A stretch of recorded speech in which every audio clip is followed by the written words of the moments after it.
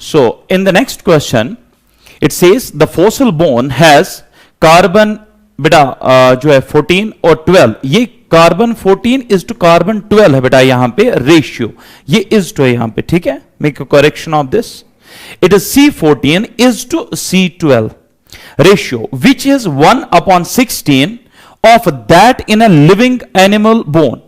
If the half-life time of C14 is 5730 years, then the age of the fossil bone is, देखिए बेटा क्या बोल रहा है, बोल रहा है लेट सपोज आज हमने एक बोन जो है किसी जगह से मिली, तो आज के टाइम में जो उसमें C14 इज टू C12 है। अब C14 देखिए बेटा क्या है, ओरिजिनली बोन में रेडियो एक्टिव कार्बन होगा C14 और वो डिके होगा इनटू C12, तो ratio of C14 is to C12 जो हमें आज बोन मिली बेटा, ये रेशियो है 1:16 of that in a living animal bone. मतलब जब ये एनिमल जिंदा रहा होगा उस टाइम जो C14 इज टू C12 जो बेटा रेशियो होगा उसके बरक्स में ये 1:16 रह गया है। Now the question says अगर half life time of C14 है बेटा 5730 years, then age of the fossil bone is, आपको बताना बेटे age of the fossil bone। अब बेटा थोड़ा सा आप सोचिए how you will calculate this numerical, how to determine the answer. तो ध्यान से देखिए बेटा मैं समझाता हूं, ये जो C14 इज टू C12 है बेटा इस टाइम मतलब प्रेजेंट टाइम में है 1:16 of that present in the living bone. तो लेट अस सपोज बेटा लिविंग बोन में जो ये रेशियो है मैं N0 से रिप्रेजेंट करूं, इस टाइम जो ये रेशियो है बेटा उसको मैं N से रिप्रेजेंट करूं, तो रिलेशन बन गई जो इस टाइम ये रेशियो है that is 1/16 of the original, because living bone मतलब जो था पहले जो था, सो 1/16। अब खुद सोचिए बेटा मैंने आपको पढ़ाया हुआ है कि अगर आप टी हाफ निकालना चाहते हो सो व्हाट्स द प्रोसीजर। मैंने आपको हमेशा कहा है बेटे जब आपको ऐसे एक रिलेशन मिले present concentration and initial concentration में, तो ये टेबल जल्दी से बना दीजिएगा। पहले होगा N0, एक टी हाफ के बाद we all know it's N0/2 रह जाएगा, 2 हाफ के बाद बेटा N0/4, 3 हाफ के बाद N0/8 एंड 4 के बाद बेटा N0/16। सो दैट्स इट, ये टेबल आपके बहुत काम आने वाला है, इसको आप आगे ये जो है प्रोड्यूस कर सकते हो। सो N0 अगर इनिशियल है, एक टी हाफ के बाद एक हाफ लाइफ टाइम के बाद the concentration remaining is N0/2 and second ऐसे। तो खुद सोचिए बेटा जो इस टाइम प्रेजेंट कंडीशन है, जो प्रेजेंट सिनेरियो है वो ये है दैट जो रिमेनिंग कंसंट्रेशन है इट इज 1/16 ऑफ N0।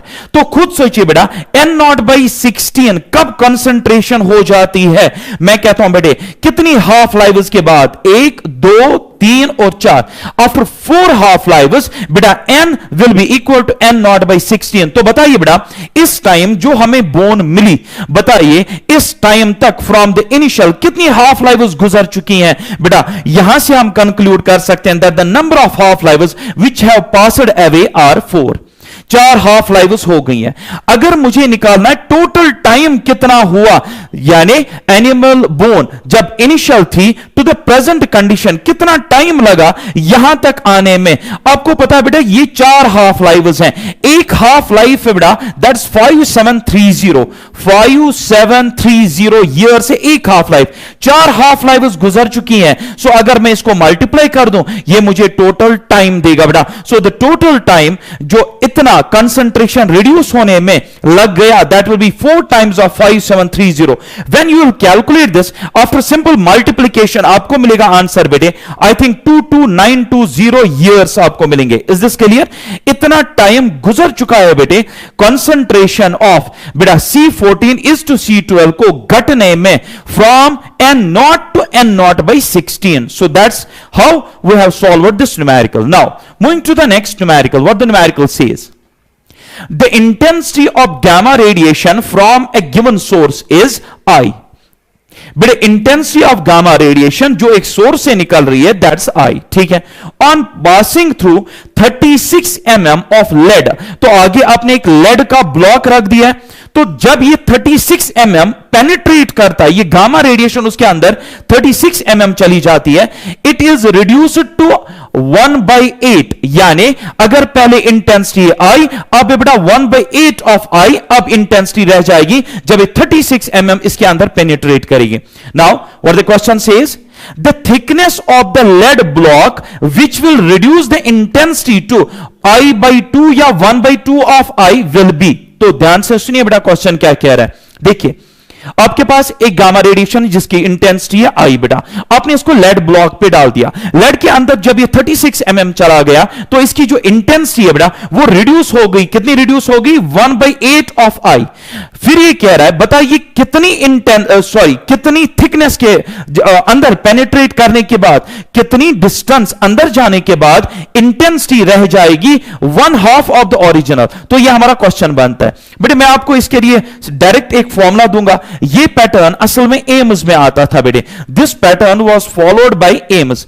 तो मेरा जो एक्सपीरियंस है वो ये कहता है हां अच्छा खासा इसका जो है प्रोबेबिलिटी है आने का है. ठीक है, तो ध्यान से सुनिए बेटा, आपको ये पता है n is equal to n not E raise power minus lambda T. Sir ये क्या? ये तो रेडियो एक्टिविटी की इक्वेशन है. बिल्कुल बेटे, ये यहां पे नहीं लगानी है, रेडियो एक्टिविटी की है, बट इसका एनालॉग लगाना है. आई जो इंटेंसिटी होगी आई नॉट जो पहले थी E raise power minus mu x. What is this mu? Mu है बेटा कोफिशिएंट ऑफ, जिसको आप कह सकते हो बेटा पेनिट्रेशन. कोफिशिएंट ऑफ पेनिट्रेशन इसको बोलते हैं. जैसे लैम्डा होता है decay constant, mu is known as coefficient of penetration. अब बेटा इस न्यूमेरिकल को कैसे हम सॉल्व करेंगे, ध्यान से सुनिएगा. क्या रहा बेटे, initially the intensity is I, तो इनिशियली इंटेंसिटी आई नॉट के बदले आई डाल दीजिए. अब क्या हो रहा है बेटे, ऑन पासिंग थ्रू 36 mm, तो e raise power minus mu मुझे नहीं पता, बट x देकर है बेटे 36 mm. क्या हो रहा है, it's intensity is reduce to 1/8, यानी इस टाइम जो इंटेंसिटी है that is 1/8 of the original. I not इस टाइम आई है, तो 1/8 ऑफ दैट आई. आई और आई कैंसिल हो गया, आपको एक इक्वेशन मिल गई बेटा 1/8 is equal E raise power minus mu into 36. अब ध्यान से सुनिए बेटा. Now moving to the second part, the thickness of the lead which will reduce the intensity to 1/2. बोल रहा बेटे कितनी थिकनेस होगी कि जब ये अंदर जाएगा तो इंटेंसिटी रह जाएगी 1/2 ऑफ द आई.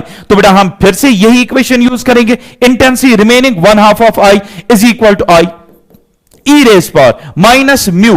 तो मुझे नहीं पता कितना अंदर जाएगा, जब इंटेंसिटी हाफ रह जाएगी तो बेटा मैंने x डिस्टेंस रख दिया, i और i कैंसिल हो गया. इक्वेशन है बेटा 1/2 is equal E raise power minus mu x. हम ऐसे लिख सकते हैं.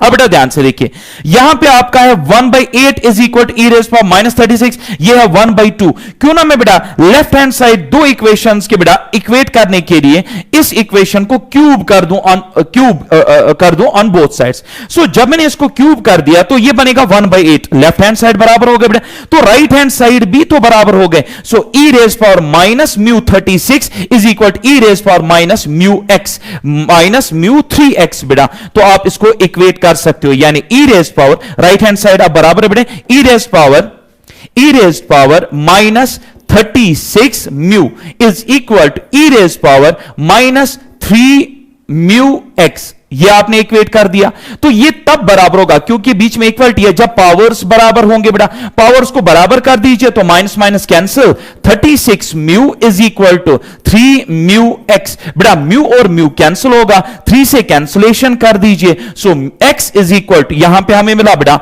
x is equal 12.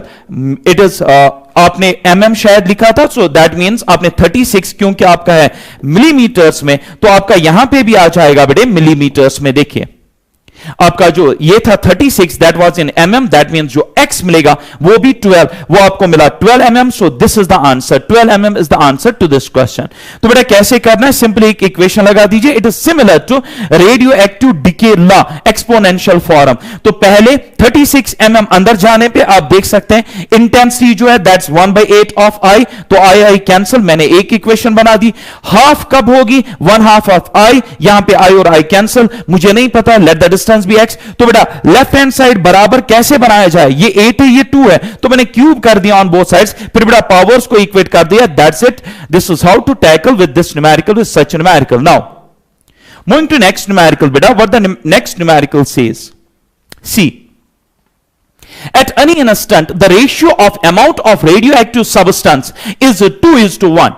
If their half-lives be respectively 12 and 16 hours, then after 2 days, what will be the ratio of the substance? देखिए बेटा जबरदस्त एक क्वेश्चन है, कह रहा है किसी इंस्टेंट पे let suppose at t is equal to 0, क्या हो रहा है, दो सबस्टेंसेस हैं, मुझे नहीं पता कौन कौन है, लेट सपोज x और y. अब क्या है बेटे, the ratio of the amounts of radioactive substances is 2:1. कह रहा बेटे जो इनका concentration ratio है, मतलब nx upon ny, वो है बेटा इक्वल टू 2:1. तो at t is equal to 0, दो सबस्टेंस है x y, इनका जो रेशियो ऑफ कंसंट्रेशन है दैट्स 2:1. अब आगे चलते हैं बेटा, if their half lives be 12 and 16 hours, तो बेटा यहां पे डेटा देकर है कि आप इनकी t हाफ जो है, एक सेकंड बेटे, क्या मैं इसको साइड में ले जा सकता हूं, no I don't think so, चलिए रहने दीजिए. तो बेटा ये कह रहा है इसका जो टी हाफ है, ध्यान से सुनिएगा बेटा, जो इसका टी हाफ है, इसका जो टी हाफ है वो कितने कितने बेटा, x का है बेटे 12 और दूसरे का है 16 आवर्स, टी हाफ 12 और इसका है बेटे 16 आवर्स. अब ये कह रहा है देन आफ्टर 2 days, तो 2 दिन जब गुजर जाएंगे, तो यहां पे प्रॉब्लम ये है बेटा, ये इट्स 2 days, लेकिन वहां पे आवर्स की बात कर रहा है, तो 2 दिन कितने आवर्स होते हैं, तो बेटा 48 आवर्स हुआ, एक जो होता है आपको पता है 24 आवर्स होता है, 1 day, it comprises of day and night, उसी को हम 1 डे कहते हैं. सो 24 आवर्स का एक दिन हुआ, तो बताइए 2 दिन मतलब क्या हुआ, 48 आवर्स. तो पूछ रहा है आफ्टर कितने टाइम के बाद, 48 आवर्स, यानी 2 दिन इसके भी गुजर जाएंगे, इसके भी जब गुजर जाएंगे, तो बताइए इस टाइम पे अब जो कंसंट्रेशन रेशियो होगा वो कितना होगा. तो पहले मैं थोड़ा सा फिर से बता दूं, देखिए आपके पास दो substance X and Y, so at t equal 0, क्योंकि कह रहा है किसी भी इंस्टेंट पे द कंसंट्रेशन रेशियो इज 2:1. अभी कह रहा है बेटे टी हाफ इसका 12 आवर्स है, इसका 16 है, फिर पूछ रहा है 2 दिन के बाद रेशियो कंसंट्रेशन कितना रह जाएगा. तो बेटा ये हमारा क्वेश्चन है, अब ध्यान से सुनिए, बहुत आसान. टी हाफ दिया है, टोटल टाइम 48 आवर्स है, मुझे बताइए बेटा क्या हम यहां पे n निकाल सकते हैं, what's n, number of half lives आपको पता होना चाहिए, it is total time upon t half, ये होता है बेटे.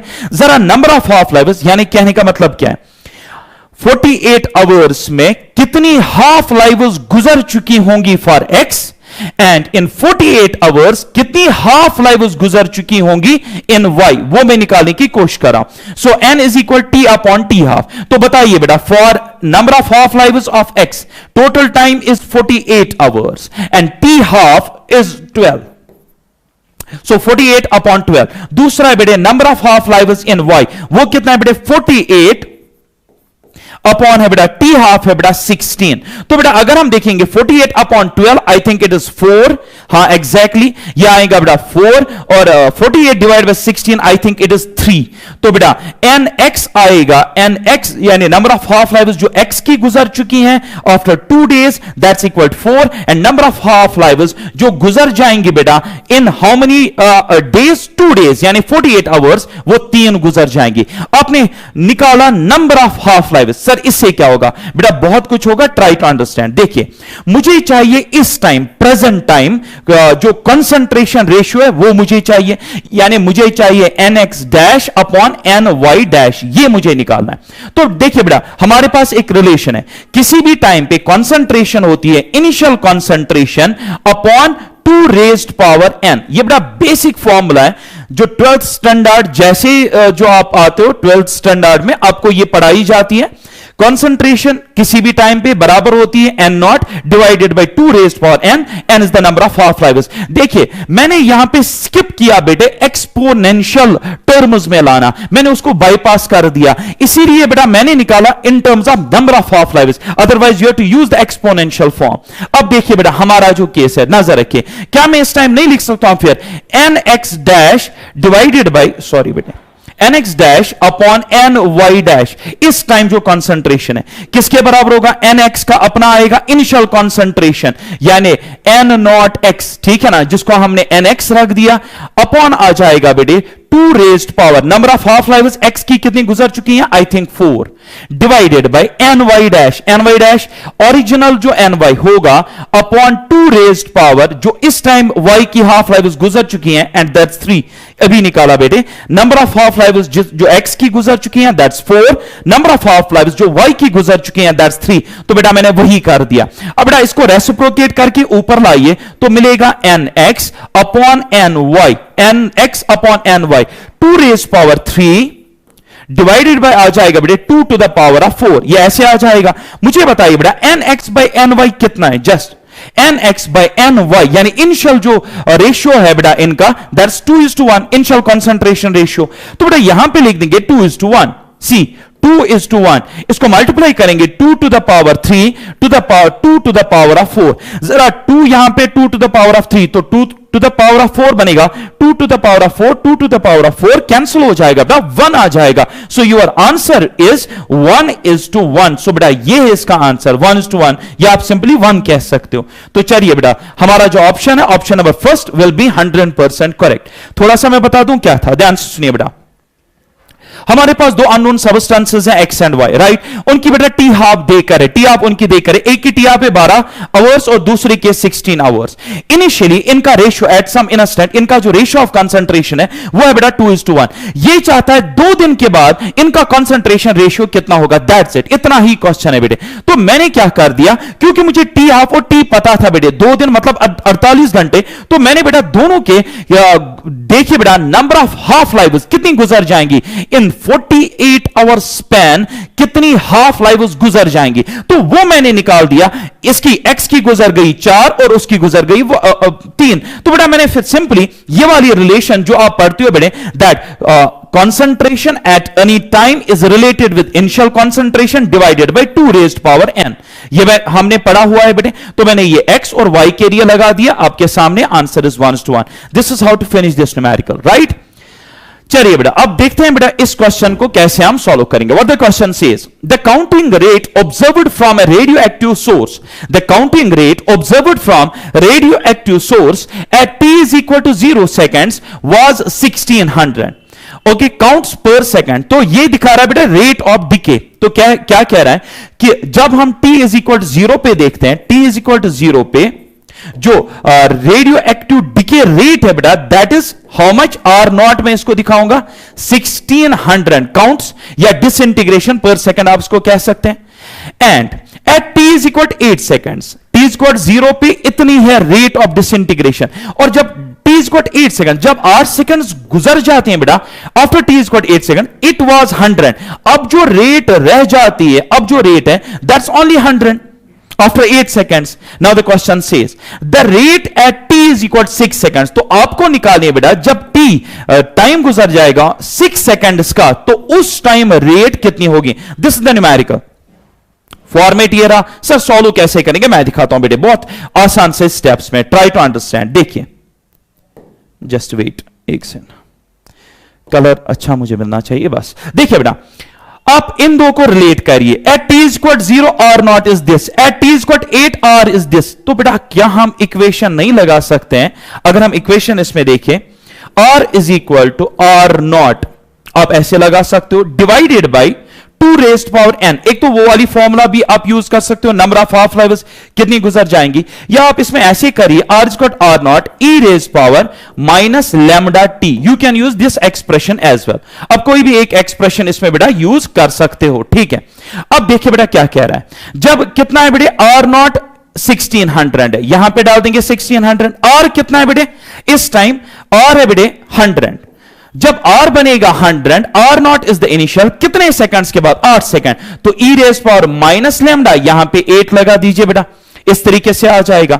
दूसरा है बेटे now after t is equal to 6 seconds rate आपको निकालना है, तो आप कहेंगे let the rate be r, let the rate be r, और अब आप 6 सेकेंड्स के बाद देख रहे हैं तो r नॉट तो 1600 है, e रेज्ड पावर यहां पे आप लिखेंगे माइनस लैम्डा 6, तो आपके पास ये इक्वेशंस दो बन गई बेटा। यहां से आप e raised power minus lambda t इसको सॉल्व करके बेटे यहां पे इसको इंसर्ट कर सकते हो, बट ये थोड़ा सा आपके लिए जो है प्रॉब्लम क्रिएट करेगा, इस तरीके से ज्यादा टाइम लगेगा क्योंकि एक्सपोनेंशियल फॉर्म में। Generally students prefer this method, लेकिन मैं आपको बेटा इसका दूसरा मेथड दिखाता हूं। देखिए क्योंकि एक्सपोनेंशियल आ रहा है, एक्सपोनेंट मैं नहीं चाहता हूं आए, तो कैसे सॉल्व करेंगे? So at t is equal to 0 how much is the rate of disintegration? That's equal to 1600, है ना? So after t is equal to 8 seconds, how much is the rate? R is equal to rate कितनी है बेटा? Just rate remains only 100. Rate remains only 100. तो क्यों ना मैं ऐसे करूं बेटे, R is equal to R naught divided by 2 raised power n. Can't I use this method बेटा? तो मैंने आपको इससे पहले एक न्यूमेरिकल दिखाई, उसमें भी मैंने यही बताया आपको कि ई रेज पावर जनरली जो ये टर्म्स होती हैं बहुत टफ होती है। अब मैंने क्यों ट्राई किया था, मैंने सोचा था कि यहां पे जो e raise power minus lambda t है शायद हम इसको एलिमिनेट कर सके, बट मुश्किल होगा। क्यों? 8 लैम्डा है, ये 6 लैम्डा है, तो मैं तो कर सकता हूं, आप नहीं कर सकते हो। इस मेथड को छोड़िए बेटा, so don't go through that exponential terms, right this equation which is the basic format. अब देखिए बेटा, रेट आफ्टर 8 सेकेंड्स 100 है, आप 100 लिख दीजिए। R not how much, that is 1600, right, divided by 2 raised power n। n is the number of half lives, हम ऐसे लिखेंगे बेटा। अब ध्यान से सुनिएगा, मुझे बताइए बेटा, यहां पे 0 और 0 कैंसिल हो जाएंगे, 2 रेज्ड पावर n किसके बराबर आ जाएगा? 2 to the power of n, यहां पे आ जाएगा बेटे 16 के बराबर। अब 16 को अगर मैं इन टर्म्स ऑफ 2 लिख दूं तो कैसे लिख दूं बेटा? 2 to the power of what gives 16? 2 two जा 4, 2 जा 8, 8 टू जा 16, so that means 2 raised power 3, है ना? So 2 to the power n is equal 2 to the power of 3, 2 two जा 4, 4 टू जा 8, no sorry, to the power of 4, to the power of 4, sorry बेटे, to the power of 4। अब इसको equate करिए बेटा, अब इक्वेट करेंगे तो नंबर ऑफ हाफ लाइव्स जो आ जाएंगे that's equal to 4। Number of half lives आपको मिल गई। Number of half lives is also equal total time by t half, ये भी आपको पता है बेटे, that number of half lives is equal t upon t half. So क्या मैं कह सकता हूं वो इस टाइम 4 के बराबर है? टी कितना टाइम गुजर गया जो आपने ये किया 100 to 1600, यानी असल में 600 पहले 100 बाद में, कितना टाइम गुजर गया? 8। तो बेटा 8 है यहां पे, 8 divided by 4 is equal to T half. देखिए बेटा 4 टू जा 8, बताइए टी हाफ कितना मिल गया? टी हाफ आपको डायरेक्टली मिल रहा है बेटे 2, तो टी हाफ कितना मिल गया बेटे? 2। तो इस रेडियो एक्टिव प्रोसेस के लिए जो हाफ लाइफ टाइम है दैट्स 2 सेकेंड्स। अब बेटा आते हैं, अब ध्यान से सुनिए, अब हमारा क्वेश्चन बहुत आसान बन गया। अब ये क्या कह रहा है? The rate at T is equal to 6 seconds is, तो हमें रेट निकालनी है कब? टी इज इक्वल 6 सेकेंड्स पे। Now I can use the equation again, that is R after 6 seconds let the rate be R is equal to initial R nought, initially the rate was 1600, ये मैंने लिख के रखा है 1600 divided by बेटे 2 to the power of n, n हुआ t by T half, और t कितना है बेटे? 6 सेकंड्स के बाद ढूंढना है, और t हाफ अभी निकाला दैट इज 2 सेकंड्स, है कि नहीं? सो बेटा आएगा t to the t divided by T half 6 upon 2, T half आपने इस रेडियो एक्टिव प्रोसेस के लिए निकाल के रखा है, सो ये बनेगा 2 3 आएगा कि नहीं? 2 to the power of 3, 2 to 4 to 8, so 1600 divided by 8, so बेटा 200 must be the answer to this question. देखिए बेटा मैंने आपको कंपेयर करके दिखाया यहां पे कि अगर हम in the power of exponential जो है कभी कभार ये भी अच्छा खासा काम करता है, बट यहां पे तो बिल्कुल भी नहीं, यहां पे आप गलती से भी इसको लगाने की जो है जो हिमाकत नहीं करेंगे। सो बेटा इस तरीके से इसको ये करना है, सॉल्व करना है। देखिए मैं यहां पे दिखाता हूं, देखिए कितने सिंपल स्टेप्स हैं बेटा। सी मैंने क्या किया यहां पे, मैंने बहुत सिंपल स्टेप्स में इसको लिख दिया, ये तो वहीं से ये डेटा देकर था, मैंने लगा दी equation r is equal R nought by 2 raised power n, यहां से मैंने निकाला n, n से मैंने निकाल दिया टी हाफ मुझे मिला 2, जैसे ही 2 मिला फिर मैंने इक्वेशन फिर से बनाई बेटा यही वाली r is equal R nought 2 upon n, लेकिन n t by T half, t अभी 6 सेकंड्स का देकर है, टी हाफ 2 आपने निकाला, सॉल्व कर दिया and the answer is 200। This is how to solve this numerical with minimum number of steps. तो ध्यान से देखिए बेटा, and What's important is that you are not involving exponential terms. Now, moving to this question. Monochromatic light of frequency, बेटा monochromatic light देकर है जिसकी frequency इतनी है, is produced by laser. Okay, now we are actually entering in photoelectric effect, right? तो बेटा इस बात का आप ख्याल रखिए. अब हम photoelectric effect के अंदर आ गए. Monochromatic light of frequency 6, बेटा frequency देकर है monochromatic light की 6 into the 10 raised power 14 hertz. Okay. Now the question says, is produced by a laser. Okay. The power emitted is, power देकर है बेटे इसका कितना देकर है 2 into 10 to the power of -3 watt. Right? अच्छा, दो क्वेश्चंस यहां पे अराइज हो रहे हैं. What's the energy of photon in the light beam? बोला बेटे अगर लेजर एक लाइट छोड़ रहा है जिसकी फ्रीक्वेंसी इतनी है, पावर इतना है, बताइए एनर्जी कितनी है? Energy of photon. What is the energy of a photon? एक फोटोन की एनर्जी कितनी है जिसकी वजह से रेडिएशन बनी? बहुत आसान बेटे, हमें पता है energy of a single photon is H nu. E is equal H nu. This is a well known formula. But if you have 10 photons, तो इसको 10 से मल्टीप्लाई करिए, this will give the total energy. Then remember E is equal to H nu. बेटा हर एक को पता है, बट किसी को नहीं पता है ये कब वैलिड है. It is not valid for 2 or more you can say photons. It's valid for 1 photon. एक फोटोन के पास E is equal to H nu energy होती है. जितने फोटॉन्स के लिए निकालना उतने से मल्टीप्लाई करिए. That's it. अब ध्यान से सुनिए बेटा, एनर्जी बताइए, मुझे एनर्जी निकालनी है, E एनर्जी निकालनी है, H न्यू फ्रीक्वेंसी देकर है 6 इंटू 10 रेज़ पावर 14. अब यहां पे आप H कितना डालोगे? 6.6 इंटू 10 पावर -34. सी मैंने क्वेश्चन क्यों रखा बेटे, आप लिखेंगे 6.6 इंटू 10 पावर -34, फिर कुछ मल्टीप्लाई करने बैठेंगे, नहीं करना बेटे. Remember that H is also equal 20/3 into 10 rays power -34. Remember बेटे कि H को हम लिख सकते हैं 20/3, क्योंकि 6.6 जो है वो 20/3 भी होता है. अब इससे फायदा क्या होगा? यहां पे बेटे फ्रीक्वेंसी आपकी कितनी है बेटा? फ्रीक्वेंसी है 6 इंटू 10 रेज़ पावर 14. तो यहां पे देखिए कितना आसान हुआ, 2 हुआ, 2 20s are, it is 40 multiplied by 10 rays power -34 और 14. इसको जब सॉल्व करेंगे हम बेटा, तो हमारा आंसर कितना आएगा? यहां पे आएगा 40 into 10 to the power of -34 10 to the power of 14. तो बेटा ये अराउंड आ जाएगा 10 टू द पावर ऑफ 15, तो 45. सो आंसर इसका जो है मैंने यहां पे मेंशन करके रखा है, it is 5 into 10 power 15 around, ये आपको सॉल्व करके देगा. Is this clear? So 40 into 10 to the power of -34 into 10 power 14. Just solve it and आपको बेटा इसके अराउंड आंसर मिलेगा 5 इंटू 10 पावर 15. मैंने ये सॉल्व किया था इसलिए मुझे पता है ये इसके अराउंड आंसर दे रहा है बेटे जब इसको सॉल्व करते हैं. तो इस तरीके से आप एनर्जी निकाल सकते हो. तो आपने यहां पे ये सीखा कि अगर हमें H इंसर्ट करना हो 6.6 के बदले हम 20/3 भी इंसर्ट कर सकते हैं, उससे हमारा बेटा टाइम बचेगा और कुछ नहीं, हमारा टाइम इससे बचेगा. दूसरा इसका बी पार्ट है बेटे, how many photons per second on an average are emitted. बड़े बड़े कितने photons, how many photons are per second, number of photons per second are emitted. तो आपको निकालना है number of photons emitted per second, आपको निकालना है. पावर यहां पे देकर, अब ध्यान से देखिए बेटा, क्या मैं नहीं लिख सकता हूं? आपको पता होना चाहिए what the power is. Power is total energy. बेटे ये इन चीजों के लिए मैंने इस क्वेश्चन को सिलेक्ट किया ताकि मैं आपको शॉर्टकट्स दिखाऊं जिससे आपकी बेटा आप ये कह सकते हो टाइम कंज्यूम कम हो न्यूमेरिकल सॉल्व करने में. तो इन चीजों के लिए न्यूमेरिकल्स मैंने रखी है. It is e total upon total time. So आपको पता है टोटल एनर्जी अपॉन टोटल. अभी आप समझेंगे सर ने क्यों लिखा टोटल. आप भी हमेशा रूटीन बनाइए, power is total energy upon time. Power, अगर मुझे रेडिएशन के बारे में आपको एनर्जी पूछनी है, रेडिएशन की एनर्जी एच न्यू, और यहीं पे आप गलती कर देते हो. सी क्यों बेटा? जैसे आपने एच न्यू लिख दिया, ये एक फोटॉन का है, लेकिन आपको नहीं पता जो लेजर बीम आ रहा है उसमें कितने फोटॉन्स हैं. तो टोटल एनर्जी ये बिल्कुल भी नहीं है. तो टोटल एनर्जी है, let the number of photons be N, so N H nu is the total energy. You got it? तो बेटा पर यूनिट टाइम. अब आपको क्या कैलकुलेट करना था? नंबर ऑफ फोटॉन्स इमिटेड पर यूनिट टाइम. तो n अपॉन टी आपको करना था बेटे. तो n अपॉन टी यहां पे निकालिए, so that will be power. Power आ जाएगा बेटा यहां पे एच न्यू, इसको डिवाइड हो जाएगा, एच न्यू से डिवाइड करिए.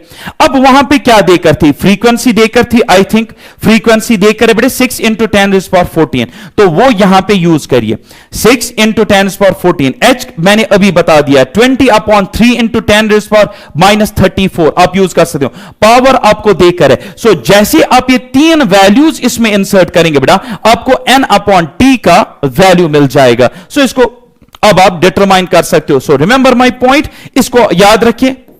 सर ने कहा it is 6.6 into 10^-34, but you can also right it 20/3, आप अप्रोक्सीमेटली ये लिख सकते हो, इंटू 10^-34। बेटा ये आप भूलिएगा नहीं, ठीक है। देखिए बेटा, चलते हैं अब नेक्स्ट न्यूमेरिकल पे। What the next numerical says, the energy flux of sunlight reaching the surface of earth is 1.388 into 10 to the power 3 watt per square meter। तो बेटा ये इंटेंसिटी हुई। इंटेंसिटी क्या होता है बेटे? इंटेंसिटी होता है एनर्जी जो इमिट या एब्जॉर्ब होती है per unit time per unit area. So what's given is the intensity, right? How many photons per square metre are incident on the earth per second. तो आपको नंबर ऑफ फोटॉन्स निकालने, सीधे term क्या बेटे, आपको निकालने number of photons incident per unit area per unit time. देखिए बेटा, how many photons per square metre are incident per second, तो आपको ये चीज कैलकुलेट करनी है, देकर क्या बेटे, इंटेंसिटी देकर है। Now assume that the photons in the sunlight have an average wavelength of 550 nanometers। तो बेटा देकर है कि आप देख सकते हो, पहले आप एक चीज शायद आपने ऑब्जर्व की हो या नहीं, ये जो दो क्वेश्चन है इनमें कोई ऑप्शन नहीं देकर है, इनमें कोई ऑप्शन नहीं देकर है, ये बेटा है सिंपली आप ये कह सकते हो बेटे लॉन्ग आंसर टाइप क्वेश्चंस। क्यों दिखा रहा हूं ये बेटे? क्योंकि आपके नंबर ऑफ जो आपके जो बेटा मल्टी चॉइस जो क्वेश्चंस होते हैं, मल्टी ऑप्शन क्वेश्चंस होते हैं, वो बेटा इससे सॉल्व हो सकते हैं। कॉन्सेप्ट समझिए यहां पे, इसलिए मैंने इन क्वेश्चंस को सिलेक्ट किया। इसके बाद जो आपको न्यूमेरिकल्स में दिखाऊंगा, यानी जो वहां पे आएंगे बेटा डायरेक्टली, आपको वो लगेंगे ये तो कुछ था ही नहीं in comparison what arbitrary starters. You got it? तो बेटा इसको फोकस करिए, ये क्या है, ये मुझे चाहिए। अब कैसे निकालेंगे? Try to understand. इंटेंसिटी की बेसिक डेफिनेशन क्या है? Intensity is, it is power, फिर से आप लिख सकते हो इसको total power divided by per unit, आप इसको लिख सकते हो बेटे पर यूनिट एरिया, ऐसे लिख सकते हो। या आप ये भी कह सकते हो इन टर्म्स ऑफ एनर्जी, पावर को लिख सकते हो एनर्जी, आएगा बेटे total energy per unit time, तो आएगा टाइम और आएगा एरिया। अब ये है बेटा इंटेंसिटी की दो इक्वेशंस, एक है बेटा इन terms of the total power, एक है in terms of the total energy. अब बेटा अगर यहां पे मैं यूज करूं क्योंकि मुझे निकालने नंबर ऑफ फोटॉन्स, तो इन टर्म्स ऑफ फोटॉन्स आप इसको कैसे लिखेंगे? ट्राई टू अंडरस्टैंड बेटे, ध्यान से सुनिएगा। सो इन टर्म्स ऑफ फोटॉन्स क्या मैं ऐसे लिख सकता हूं? I इज इक्वल, आपने कहा टोटल एनर्जी, नजर रखिए बेटा, टोटल एनर्जी अपॉन पर unit area per unit time.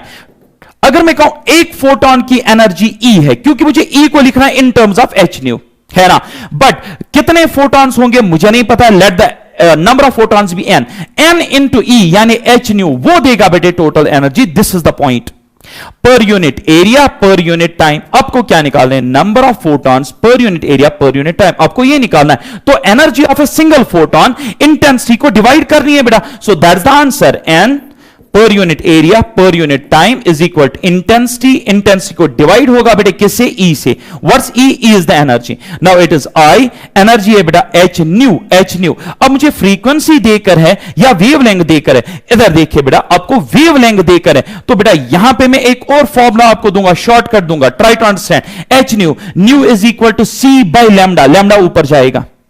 अब मैक्सिमम स्टूडेंट्स अपनी जिंदगी खराब करेंगे बेटा एच सी का वैल्यू इंसर्ट करते करते, बेटा नहीं करना है। मैं आपको बेटा इसका वैल्यू बताता हूं। रिमेंबर, आप सर ने कहा रिमेंबर दैट एच सी यानी प्रोडक्ट ऑफ एच एंड सी आप लिख सकते हो 2 इंटू 10 रेज्ड पावर माइनस 25। आप ये इंसर्ट कर दीजिए, क्या वैल्यू इंसर्ट करना है? 2 इंटू 10 रेज्ड पावर माइनस 25, किसके बदले? एच सी के बदले। ध्यान से सुनिएगा बेटा, एच का वैल्यू होता है 20/3, लेकिन एच सी का होता है 2 इंटू 10 माइनस 25। इसको इंसर्ट करिए। सर हमने तो यह भी पढ़ा है E is equal to H nu, nu is equal to C by lambda. Sir आपने कहा था H C is 12375 upon lambda. बेटे बिल्कुल, लेकिन ये तब जब आपकी एनर्जी आएगी इलेक्ट्रॉन वोल्ट्स में, तब आप एच सी को लिख सकते हो 12375। सो बेटा यहां पे आपको यहां पे इन टर्म्स ऑफ जूल्स आप बेटा ऐसा यूनिट्स वाट्स में देकर है पावर, तो मतलब जूल इंक्लूड है। You can't write 1 2 3 7 5, you have to write 2 into 10 power minus 25। बेटा जिसको ये याद रहेगा वो न्यूमेरिकल कर पाएगा, रेस्ट तो वैसे ही है।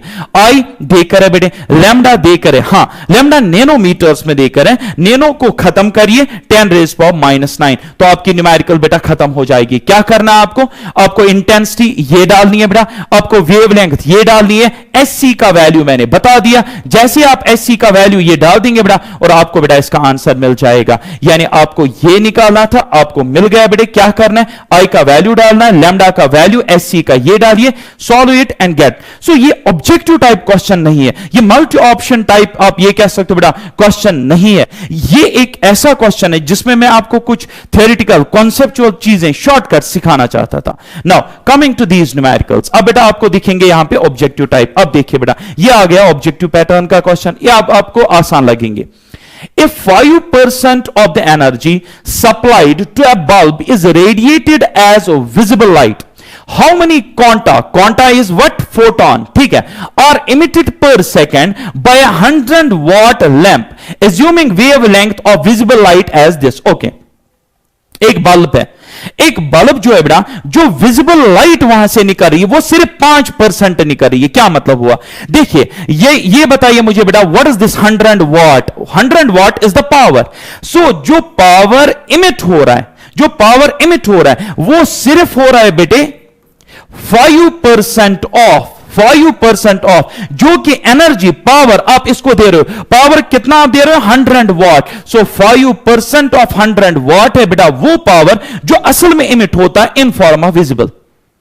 100 वाट तो ये कंज्यूम कर रहा है, लेकिन ये आउटपुट पे 100 वाट इन फॉर्म ऑफ विजिबल नहीं दे रहा है। हो सकता है अल्ट्रा वायलेट, गामा कुछ भी बना तो, but in terms of visible only 5% is present. Total बेटा 100, 5% is present as the emitted power. So emitted, try to understand, if 5% of energy supplied to a bulb is radiated as visible light, only 5%, how many quanta are present in 100 watt bulb? So total बेटा 100 वाट का power आपको सिर्फ 5% मिल रहा है as visible, so 5% of this, so it's 5 upon 100, 100 cancel, 5 वाट।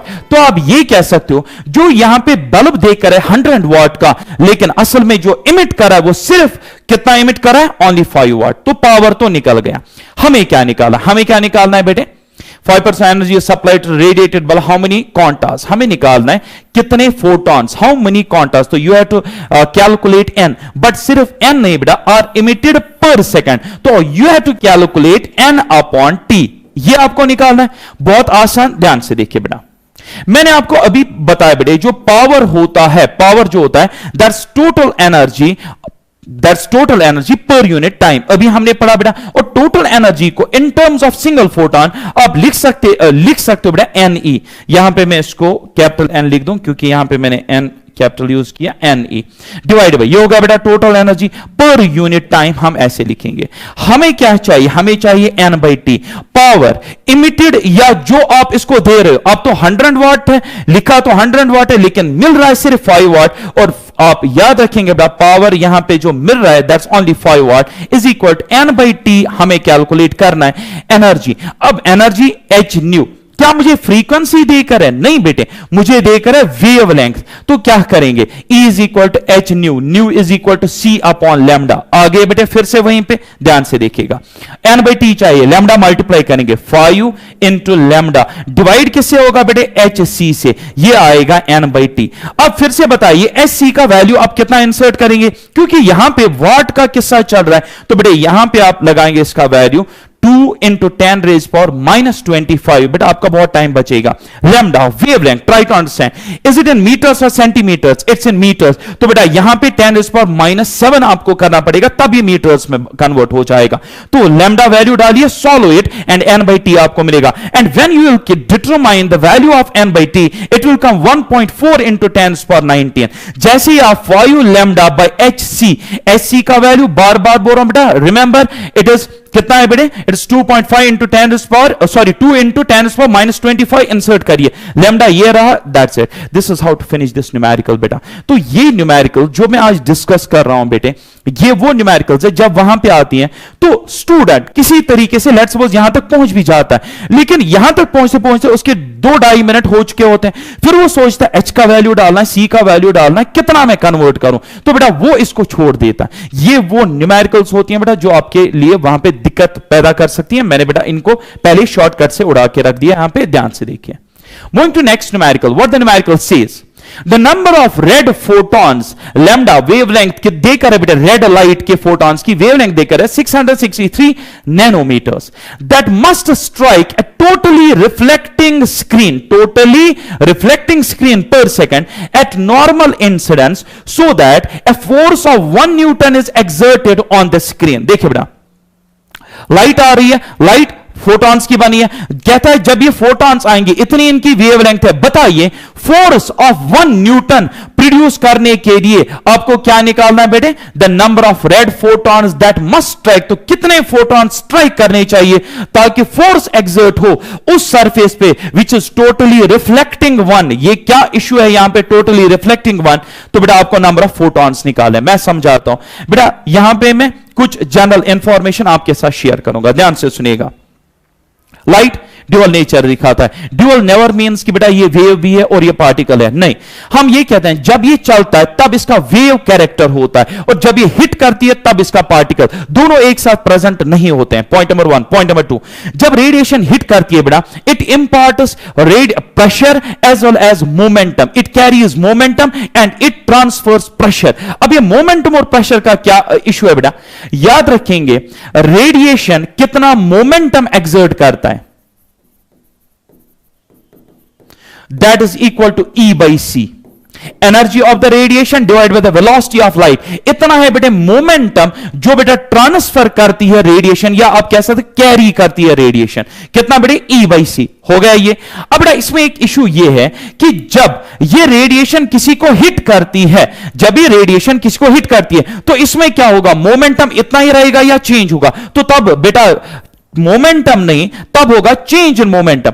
एक light है, इसके पास इतना मोमेंटम, आप ऐसे बेटा लेमन लैंग्वेज में समझिए, इतनी मोमेंटम ही कैरी कर रहा है, but the question here is that when it strikes बेटा तब क्या होगा, इस मोमेंटम में चेंज आएगा, तब ये मोमेंटम पी नहीं रहेगा, तब इसमें आएगा डेल पी, मतलब तब इसमें चेंज आएगा। Now depending on the nature of the surface, surfaces दो टाइप की होती हैं, one is completely absorbing, the second one is completely reflecting. एक होता है रेडिएशन आई और उसने एब्जॉर्ब कर दिया, दूसरा होता है बेटा रेडिएशन आई और वो रिफ्लेक्ट होकर वापस चली गई। तो बेटा इसको समझना है, अगर कंप्लीटली रिफ्लेक्टिंग सरफेस है, 100% रिफ्लेक्शन हो रहा है, तो बेटे मोमेंटम जो होता है यानी चेंज इन मोमेंटम वो होता है 2E by C। सर ये 2 कहां से आया, मैं आपको समझाता हूं। याद करिए बेटा बेसिक जो है मैकेनिक्स 11th की बेटा न्यूटनियन मैकेनिक्स आप पढ़ते हैं, एक बॉल आ रही है, इसकी मोमेंटम P है, वापस जा रही है, तो इसकी मोमेंटम -P, चेंज निकालो, P -P 2P आएगा, तो 2 का फैक्टर आ जाता है। बेटा लाइट में भी वही होता है, जब कंप्लीटली रिफ्लेक्टिंग सरफेस होता है बेटे तो 2E by C हो जाता है, actually momentum gets doubled. Clear, but ये कब होता है, जब सरफेस होगी completely reflecting. Now if the surface is that it completely absorbs, तो मोमेंटम P था उसमें चेंज क्या आएगा, फाइनली तो है ही नहीं कुछ, पूरा एब्जॉर्ब हुआ तो P ही आएगा, फाइनल माइनस इनिशियल, यहां पे P आएगा। So del P in case of completely absorbing surfaces आप याद रखेंगे बेटा it is E by C, it's E by C होगा बेटा एक। दूसरा, रेडिएशन जब गिरती है तो ये बेटा प्रेशर भी एक्सर्ट करती है, it exerts pressure, right. Now the radiation pressure किसके बराबर होता है, वो होता है बेटे I upon C, I is the intensity and C is the velocity of light. इसमें भी बिल्कुल यही दो केसेस, कि अगर रिफ्लेक्टिंग सरफेसेस है तो 2 का फैक्टर लगेगा, अगर एब्जॉर्बिंग है तो I by C रहेगा, ये होगा बेटा रेडिएशन प्रेशर। तो ये आप अपने दिमाग में रखिए बेटा, रिगार्डिंग रेडिएशन के बारे में आपको ये चीजें पता होनी चाहिए। Now coming to my question, ध्यान से सुनिएगा बेटा। अब यहां पे बेटा मुझे निकालने हैं नंबर ऑफ रेड फोटॉन जिनकी वजह से फोर्स एक्सर्ट होगा 1 न्यूटन। तो देखिए बेटा मैं इसको कैसे सॉल्व करूंगा, आपको पता है from Newtonian second law F is equal change in momentum पर unit time, this is the concept है कि नहीं बेटा, ये आपका कॉन्सेप्ट है चेंज इन मोमेंटम। अब आपका सरफेस क्या है, टोटली रिफ्लेक्टिंग। अभी मैंने मोमेंटम भी पढ़ा है और चेंज इन मोमेंटम भी पढ़ा है। मोमेंटम जब ये चल रही है हिट करिए तो चेंज आता है, depending on the surface. Reflecting है तो बेटा यहां पे मोमेंटम डबल होगा, तो होगा बेटे 2E by C, 2E by C और नीचे आएगा डेल T। अब ध्यान से सुनिएगा बेटा, ये E क्या है? What is this E? E is the energy of a single photon. E is the energy. अगर आप h न्यू लिखते हो, E is equal to h nu, जो कि आप लिखेंगे जैसे ही आपने लिखा E is equal to h nu, मतलब एनर्जी ऑफ सिंगल फोटोन. लेकिन यहां पे बेटा फोर्स किसकी वजह से? एक फोटोन की वजह से या सब फोटॉन्स की वजह से? यहां पे n का फैक्टर आएगा. यानी लेट अस सपोज कि सरफेस जो फोटॉन्स पड़ रहे हैं, लेट दोज बी n. सो बेटा यहां पे जो टोटल चेंज इन मोमेंटम आएगा वो एक फोटॉन का चेंज इन मोमेंटम नहीं है, वो n फोटॉन्स का, n2e अपॉन डेल टी. अब बेटा हमें क्या निकालना है? The number of red photons that must strike at totally reflecting surface per second at normal incidence. तो आपको निकालना है number of photon striking per second, n by del T निकालना है. Finished, we have finished this question. Force 1 newton का लगना चाहिए. n by del T या n बाई टी लिख दीजिए, ये आपको चाहिए. 2 टाइम्स एनर्जी किसके बराबर? h new. अब यहां पे क्या देकर है? हमें वेवलेंथ देकर है बेटे, तो यहां पे क्या लिखेंगे? h new. न्यू के बदले c बाई लैम्डा, लैम्डा नीचे, और नीचे बेटा है c. ये C और ये C तो खत्म हो गया. अब बताइए बेटा H का वैल्यू कितना डालेंगे? What is the value of H? 20/3 डालिएगा बेटा. 20/3 इंटू 10⁻34. लैम्डा कितना डालेंगे बेटा? 663 नैनो 10⁻9. अब इसको सॉल्व करके आप निकालेंगे बेटा n बाई टी यहां पे शिफ्ट करने के बाद. और जब आप ये सॉल्व करेंगे बेटा, इसका अप्रोक्सीमेटली आपको आंसर आ जाएगा 5 इंटू 10⁻26. बेटा इसका आंसर आएगा 5 इंटू 10⁻26. मैंने आपको प्रोसीजर बता दिया, बहुत आसान करने के लिए h का वैल्यू भी बता दिया बेटा. इससे ज्यादा सिंप्लीफाई मैं इसको नहीं कर सकता हूं. ये इस तरीके से ये सॉल्व कर रहा है. ठीक है, तो चलिए बेटा हर एक न्यूमेरिकल एक एक कॉन्सेप्ट ऐड करने के लिए यहां पे बना दी गई है बेटा. इस तरीके से मैंने डिवाइस की है कि जब आपका नीट पेपर इंशाल्लाह आपके सामने होगा, and when you open it आपको लगेगा आबिद सर ने ये न्यूमेरिकल्स हमें करवाई है. इवन कि आपको लगेगा ये आंसर्स हमने देखे हुए, ये ऑप्शंस देखे हुए. सो बेटा इस एफर्ट के साथ मैंने ये न्यूमेरिकल्स को इस पैटर्न को डेवलप किया है. ध्यान से देखिए. According to Einstein photo electric equation, the plot of kinetic energy of the emitted photon, photoelectron है बेटा यहां पे, it is photoelectron, space नहीं है, from a metal versus frequency of the incident radiation gives a straight line whose slope. बेटे यहां पे photo electric effect के रिगार्डिंग मैं कुछ चीजें आपके साथ शेयर करना चाहता हूं. सबसे पहली बात है, फोटो इलेक्ट्रिक इफेक्ट में जो रूट इक्वेशन है बेटा हर एक को पता है, काइनेटिक एनर्जी, लेकिन कौन सी मैक्सिमम, क्यों मैंने लिखा अभी बताऊंगा बेटा. वो बराबर होता है इंसिडेंट एनर्जी जितनी आ रही है माइनस वर्क फंक्शन. आप चाहे तो इसको ऐसे भी लिख सकते हो, E is equal to H nu. अब इसको लिख सकते हो न्यू के बदले C बाय लैम्डा, आप ऐसे लिख सकते हो बेटे. माइनस यहां पे लिख सकते हो H न्यू नॉट होता है. ठीक है, या मैं पूरा ही लिख दूं बेटा, आप कहेंगे सर कुछ ज्यादा ही शॉर्टकट कर रहे हैं. चलिए आपके लिए ज्यादा, H nu minus H nu naught. Now this is known as the threshold frequency. आप चाहे तो ऐसे भी लिख सकते हैं, न्यू के बदले बेटे C बाय लैम्डा, और यहां पे आएगा H C by lambda nought. So बेटा ये है हमारे पास जिसको आप कहते हैं Einstein's photo electric equation. Sir kinetic energy maximum का क्या मतलब है यहां पे? बेटे पॉइंट नंबर 2 जो आपको याद होना चाहिए, जब इंसिडेंट लाइट आती है जिसकी फ्रीक्वेंसी होती है ग्रेटर देन द थ्रेशोल्ड, क्योंकि उससे कम होगी तो बेटा निकलेंगे electrons. Photo electric emission can't be observed, तो इतना तो पता है आपको कि आपकी फ्रीक्वेंसी होनी चाहिए कम से कम थ्रेशोल्ड की फ्रीक्वेंसी के बराबर या असल में उससे ज्यादा. Is this career? तो बेटा क्या हो रहा है, एनर्जी आ रही, इसकी फ्रीक्वेंसी बहुत ज्यादा है, लेट्स सपोज थ्रेशोल्ड से, तो क्या होगा, इलेक्ट्रॉन एक तो निकलेगा भी सरफेस से और उसको काइनेटिक एनर्जी मिलेगी. बट जो काइनेटिक एनर्जी डिफरेंट इलेक्ट्रॉन्स को मिलती है वो बेटा सेम नहीं होती है. याद रखिएगा, क्योंकि कुछ इलेक्ट्रॉन जो सरफेस पे होंगे बेटा उनको बहुत कम एनर्जी यूटिलाइज होगी निकालने में, तो उनको ज्यादा काइनेटिक एनर्जी होगी. जबकि जो अंदर के इलेक्ट्रॉन्स होते हैं वो कोल्यूजन करते हैं बेटा बाहर निकल, उनको भी तो वर्क फंक्शन होती है जितने सरफेस की, लेकिन जब वो बाहर आते हैं बेटा due to collision they lose some energy, तो बाहर आते आते उनकी जो काइनेटिक एनर्जी है वो कम हो जाती है. Work function is same for all, but what's important is that जो अंदर से इलेक्ट्रॉन्स आते हैं उनकी काइनेटिक एनर्जी बेटा कम होती है. तो आप ये कह सकते हो the range of kinetic energy, the range of kinetic energy बेटा याद रखेंगे लेस और इक्वल टू होता है K मैक्स. और ग्रेटर और इक्वल टू होता है 0। सो बेटा जब फोटो इलेक्ट्रिक एमिशन होता है, ये आप ये कह सकते, this the diversity of kinetic energy possessed by different electrons, it range from 0 to k max। और जो आपकी आइंस्टाइन की जो फोटो इलेक्ट्रिक इक्वेशन है, इसमें k कौन सा है, क्योंकि k तो हर एक की डिफरेंट है, बहुत सारे इलेक्ट्रॉन्स निकल रहे हैं, सबकी k डिफरेंट है। It is the maximum value of the kinetic energy जो प्रेजेंट है इस इक्वेशन में। पॉइंट नंबर 2, अब ध्यान से सुनिएगा बेटा, आप इसको दूसरी फॉर्म में लिख सकते हो यहां पे, in terms of a concept that's known as stopping potential, if you remember, stopping potential. अब देखिए बेटा, जब हम पोटेंशियल रिवर्स करते हैं तो क्या होता है, जो इलेक्ट्रॉन्स होते हैं इनके पास काइनेटिक एनर्जी होती है, बट रिवर्स बाहर से अगर आप पोटेंशियल रिवर्स कर दें तो ये रिटार्ड होना शुरू हो जाते हैं। अब मैं क्या कर रहा हूं, अगर मैं रिवर्स पोटेंशियल बढ़ाता जाऊं तो बेटा कोई ना कोई ऐसा स्टेज भी आएगा जब आपका पोटेंशियल इतना जबरदस्त होगा कि कोई भी इलेक्ट्रॉन, और उसके पास काइनेटिक एनर्जी है बट कोई भी इलेक्ट्रॉन आगे नहीं जाएगा, photo electric current will stop. That very potential is known as stopping potential. तो बेटा स्टॉपिंग पोटेंशियल की जो आप ये कह सकते हो, उसके लिए जो फॉर्मूला यूज करेंगे, that's EV naught is equal to K max. तो ये भी रिलेटेड है with the maximum kinetic energy. मैं इसका थोड़ा सा ब्रीफ आइडिया देता हूं। EV नॉट एक्चुअली अपना work done by the potential. जब ये बराबर होगा, यानी पोटेंशियल जो वर्क कर रहा है इसको रोकने के लिए, जब वो बराबर होगा to the maximum kinetic energy of जिससे इलेक्ट्रॉन भाग रहा था, तो स्टॉप करने वाली एनर्जी जब मैक्सिमम काइनेटिक एनर्जी के बराबर होगा तो इलेक्ट्रॉन आगे नहीं जाएगा, it will stop, photo electric current will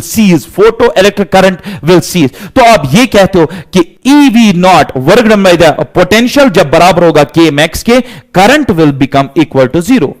बेटा ये कॉन्सेप्ट है, this is known as the stopping potential, and stopping potential also related to K max. Why? क्योंकि अगर आपने मैक्सिमम से मैक्सिमम जिसकी काइनेटिक एनर्जी है उस इलेक्ट्रॉन को अगर रोक लिया, तो बेटे जिनकी काइनेटिक एनर्जी कम है वो तो पहले ही रुक गए होंगे। तो असल में रोकना किसको है, जिसके पास काइनेटिक एनर्जी मैक्सिमम है। हो गए बेटे दो इंपॉर्टेंट चीजें। अब बेटा यहां पे क्या आता है, नजर रखिएगा, इंपॉर्टेंट ग्राफ्स की जब हम बात करेंगे, खासकर जैसे आपके पास है पहली equation, kinetic energy is equal to H nu minus h nu naught. बेटा यहां पे आप देख सकते हो जो काइनेटिक एनर्जी वर्सेस फ्रीक्वेंसी है, इसको आप रिलेट कर सकते हो, y is equal to m x minus c, आप ऐसे लिख सकते हो। तो काइनेटिक एनर्जी वर्सेस फ्रीक्वेंसी का जो ग्राफ होगा that will be a straight line with a negative intercept on the y axis, with a negative कितना इंटरसेप्ट, एच न्यू नॉट का, राइट। और स्लोप कितना है बेटे, slope is h। What's h? h is the Planck's constant. So slope is equal to h here, slope is here h। कब? जब आप graph बनाएंगे बेटा, मैं यहां पे ग्राफ बना के ही देता हूं टेंशन के बगैर, काइनेटिक एनर्जी वर्सेस फ्रीक्वेंसी। ये कौन सी फ्रीक्वेंसी होगी, थ्रेशोल्ड। ये रहा इंटरसेप्ट आपका minus h nu naught minus h nu naught. Slope जो है इसका जो स्लोप है, so that's equal to h, slope is equal to h, ये इसका स्लोप होता है। अब बेटा आप क्वेश्चन पे आइए, जरा क्वेश्चन पे आइए, व्हाट द क्वेश्चन सेज। देखिए बेटा क्वेश्चन क्या कह रहा है, according to the Einstein photo electric equation the plot of kinetic energy of the emitted photo electrons from a metal versus the frequency of incident radiation gives a straight line whose slope is h, whose slope is h। अभी मैंने prove करके दिया slope h होता है। और सबसे important बात है बेटा ये, इट डज नॉट, क्या इस स्लोप में कोई ऐसी चीज है बेटा जो आपको नेचर ऑफ मटेरियल डिपेंडेंट लगता है, बिल्कुल भी नहीं। For all material slope is same. तो बेटा इंडिपेंडेंट ऑफ द मटीरियल, ध्यान से देखिए option, depends on the nature of the metal, बिल्कुल गलत बेटे, क्योंकि स्लोप h है और h का वैल्यू कहीं पे भी आप रिलेट नहीं कर सकते हो कि गोल्ड के लिए ये है, इसके लिए ये, उसके लिए ये। सो मेटल के ऊपर तो बिल्कुल भी नहीं, it does not depend on the nature. तो जहां जहां पे नेचर ऑफ मेटल है वो तो पहले ही हटा दीजिए। Depends on the intensity of the radiation, क्या मुझे बताइए बेटा, इंटेंसिटी ऑफ रेडिएशन से क्या काइनेटिक एनर्जी चेंज होती है अकॉर्डिंग टू आइंस्टाइन इक्वेशन। सो बेटा काइनेटिक एनर्जी आपको रिलेट करनी है किसके साथ बेटे, आपको रिलेट करनी है फ्रीक्वेंसी के साथ। तो आप बताइए बेटा, क्या हमारा जो ग्राफ है क्या वो डिपेंड करता है on the intensity of the radiation? Depends both on intensity of the radiation and the metal user तो पहले ही खत्म हो गया। Is same for all metals and is independent of the intensity. So this is correct. This is correct, it does not depend on the intensity. और एक shortcut में आपको दूं बेटा, तो हमारे कौन कौन से ऑप्शन गलत हुए? पहला गलत, दूसरा गलत, तीसरा बी गलत, and the last one is the answer. तो ये इसका आंसर है। एक और चीज याद रखिए, शॉर्टकट में बताता हूं। जब आप बात करेंगे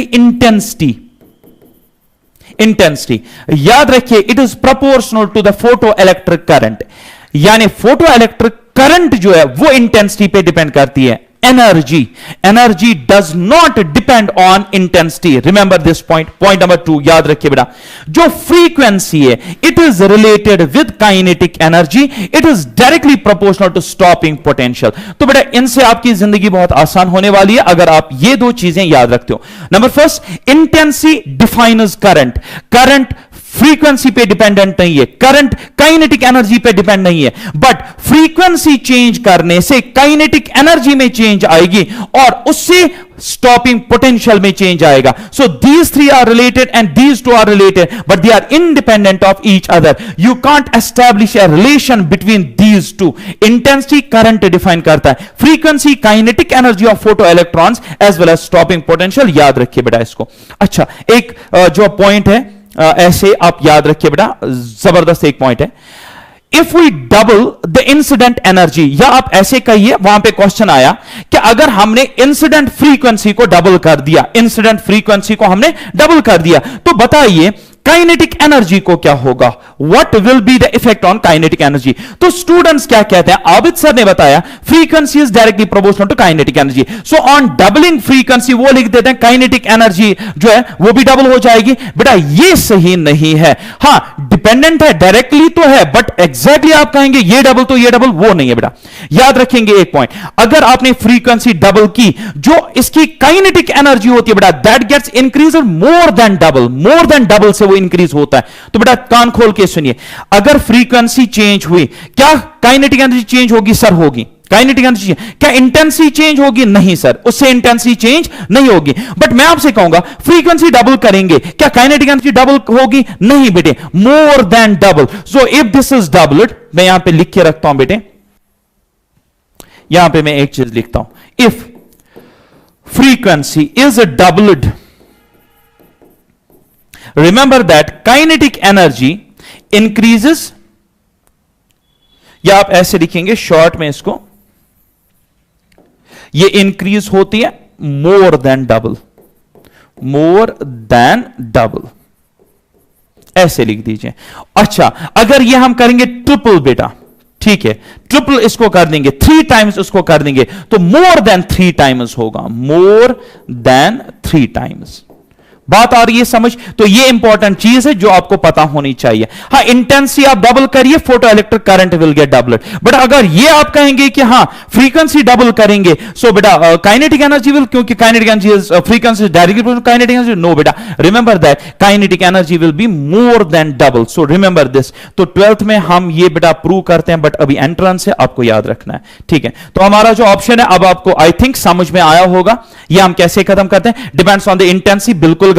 डिपेंड्स ऑन नेचर की तो बात ही मत करिए, क्योंकि स्लोप जो है वो h है। How come it defines the nature? तो बेटा लास्ट में आप ऑप्शन, इसको आप एज आप ये कह सकते हो, इसको याद रखिए बेटा स्टेटमेंट को, दैट इज सेम, यानी slope is same for all metals and is independent of intensity of radiation. This is 100% correct. Now moving to next numerical, what the numerical says. एक सेकंड बेटे,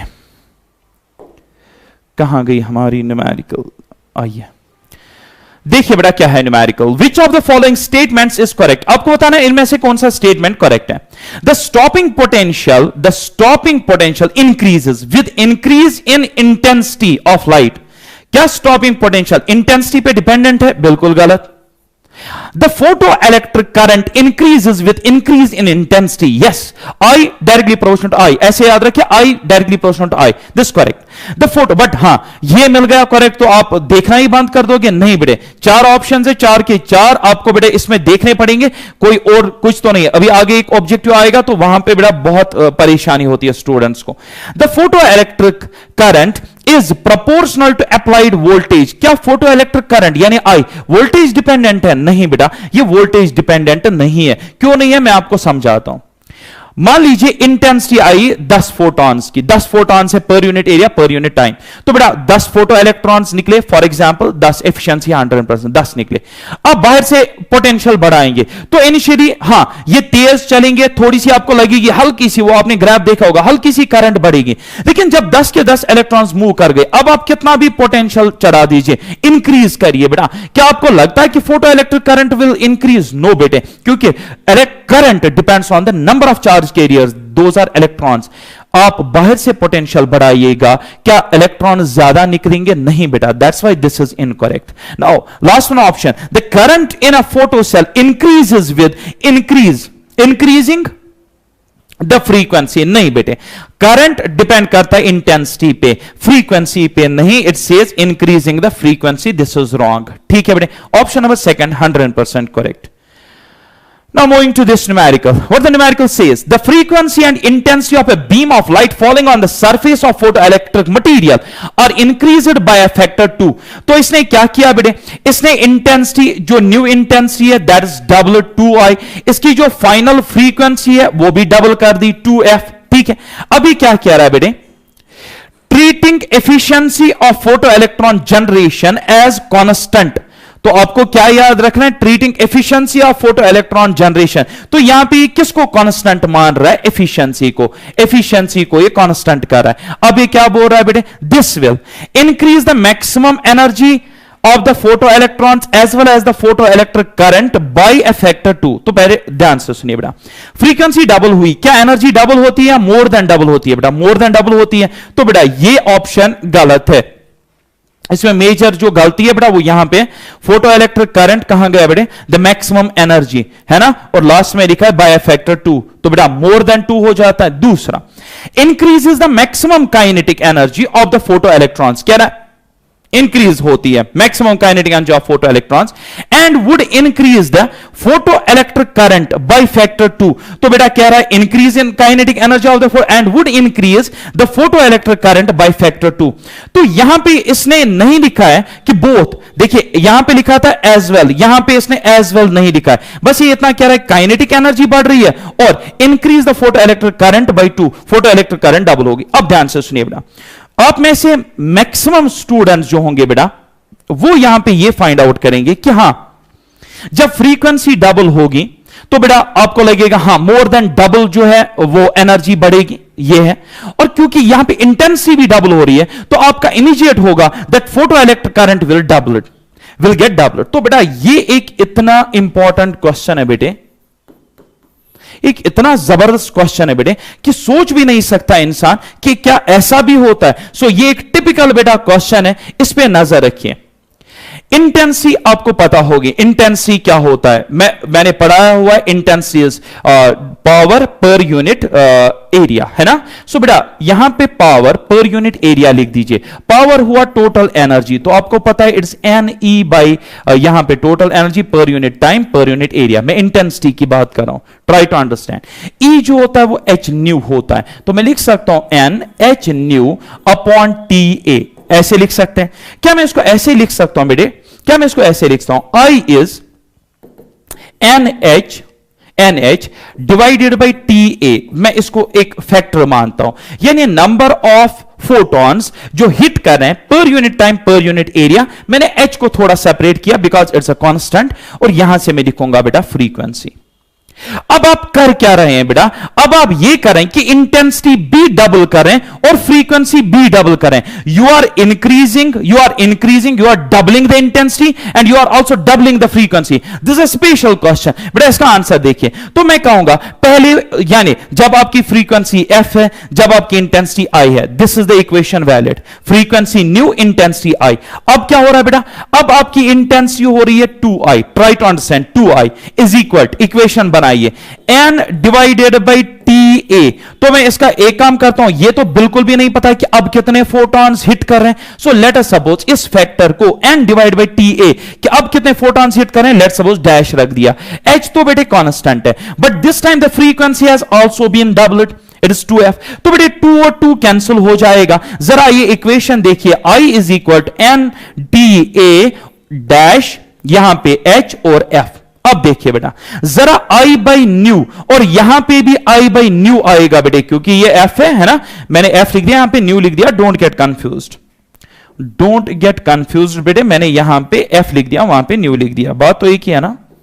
सो न्यू एंड न्यू, देखिए बेटा यहां पे भी I by new जो है, यहां से भी आप ला सकते हो I बाई न्यू, तो बेटा दोनों साइड से I बाई न्यू बराबर है, तो क्या मैं कह सकता हूं जो रेस्ट ऑफ द टर्म्स है वो भी फिर बराबर है, यानी n divided by t A H, n divide by t A dash H, ये बराबर h और h कैंसल, तो देख सकते हैं बेटा n डिवाइडेड बाई टी ए, यानी पहले कितने फोटॉन्स हिट कर रहे थे पर unit area per unit time, वो बराबर है बाद में कितने हिट करें पर unit time per unit area. तो अगर फोटॉन्स का नंबर इंक्रीज हुआ ही नहीं, अगर फोटॉन्स का नंबर जो हिट कर रहे थे पर unit time per unit area वो चेंज हुआ ही नहीं, how come photo electric current will be changed. तो बेटा असल में ये एक ऐसा क्वेश्चन है, मैं कहता हूं बेटे 99% क्वेश्चंस गलत करके आएंगे इस क्वेश्चन को, तो दिमाग में रखिए जब आप दोनों बढ़ाते हो फ्रीक्वेंसी बी और इंटेंसिटी बी, ट्राई टू अंडरस्टैंड बेटा एक गड़बड़ हो जाती है कि that photo electric current remain same, तो आपको सोच समझ के इसका आंसर देना पड़ेगा।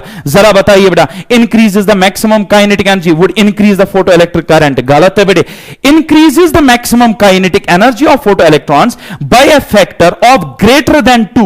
This is the concept.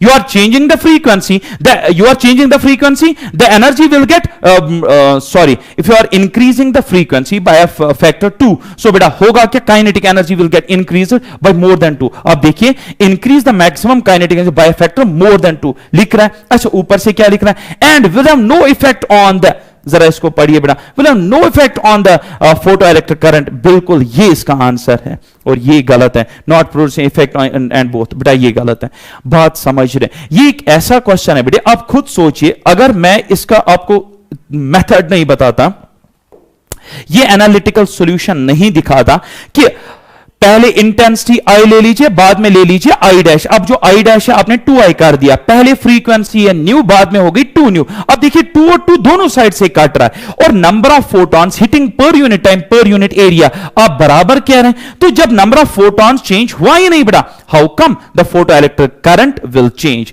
तो बेटा ये एक ऐसा क्वेश्चन है जो 99% ऑफ स्टूडेंट से गलत हो सकता है, ठीक है। आइए चलते हैं बेटा इस क्वेश्चन पे, in photo electric effect stopping potential depends on, photo electric effect है, आपको बताना है स्टॉपिंग पोटेंशियल किस पे डिपेंड करता है, frequency of the incident light, intensity पे तो बिल्कुल भी नहीं, इमिटर प्रॉपर्टीज ये आपको समझ में ही नहीं आएगा, इमिटर प्रॉपर्टीज आपको तो इसको क्रॉस लगा के आएंगे, फ्रीक्वेंसी एंड इंटेंसिटी आ रहा है तो बिल्कुल नहीं। आपको पता है बेटे स्टॉपिंग पोटेंशियल मैंने अभी दिखाया बेटे, दैट फ्रीक्वेंसी डिफाइन करती है काइनेटिक एनर्जी और वहां से स्टॉपिंग पोटेंशियल, ये मैंने अभी आपको पढ़ाया, तो इंटेंसिटी का कोई यहां पे है ही नहीं, पहला ऑप्शन इंटेंसिटी इंक्लूड कर रहा है गलत, लास्ट में इंक्लूड कर रहा है गलत। अब बेटे सॉरी ये वाला इसमें इंटेंसिटी है ये गलत, अब आप ये सोच रहे हैं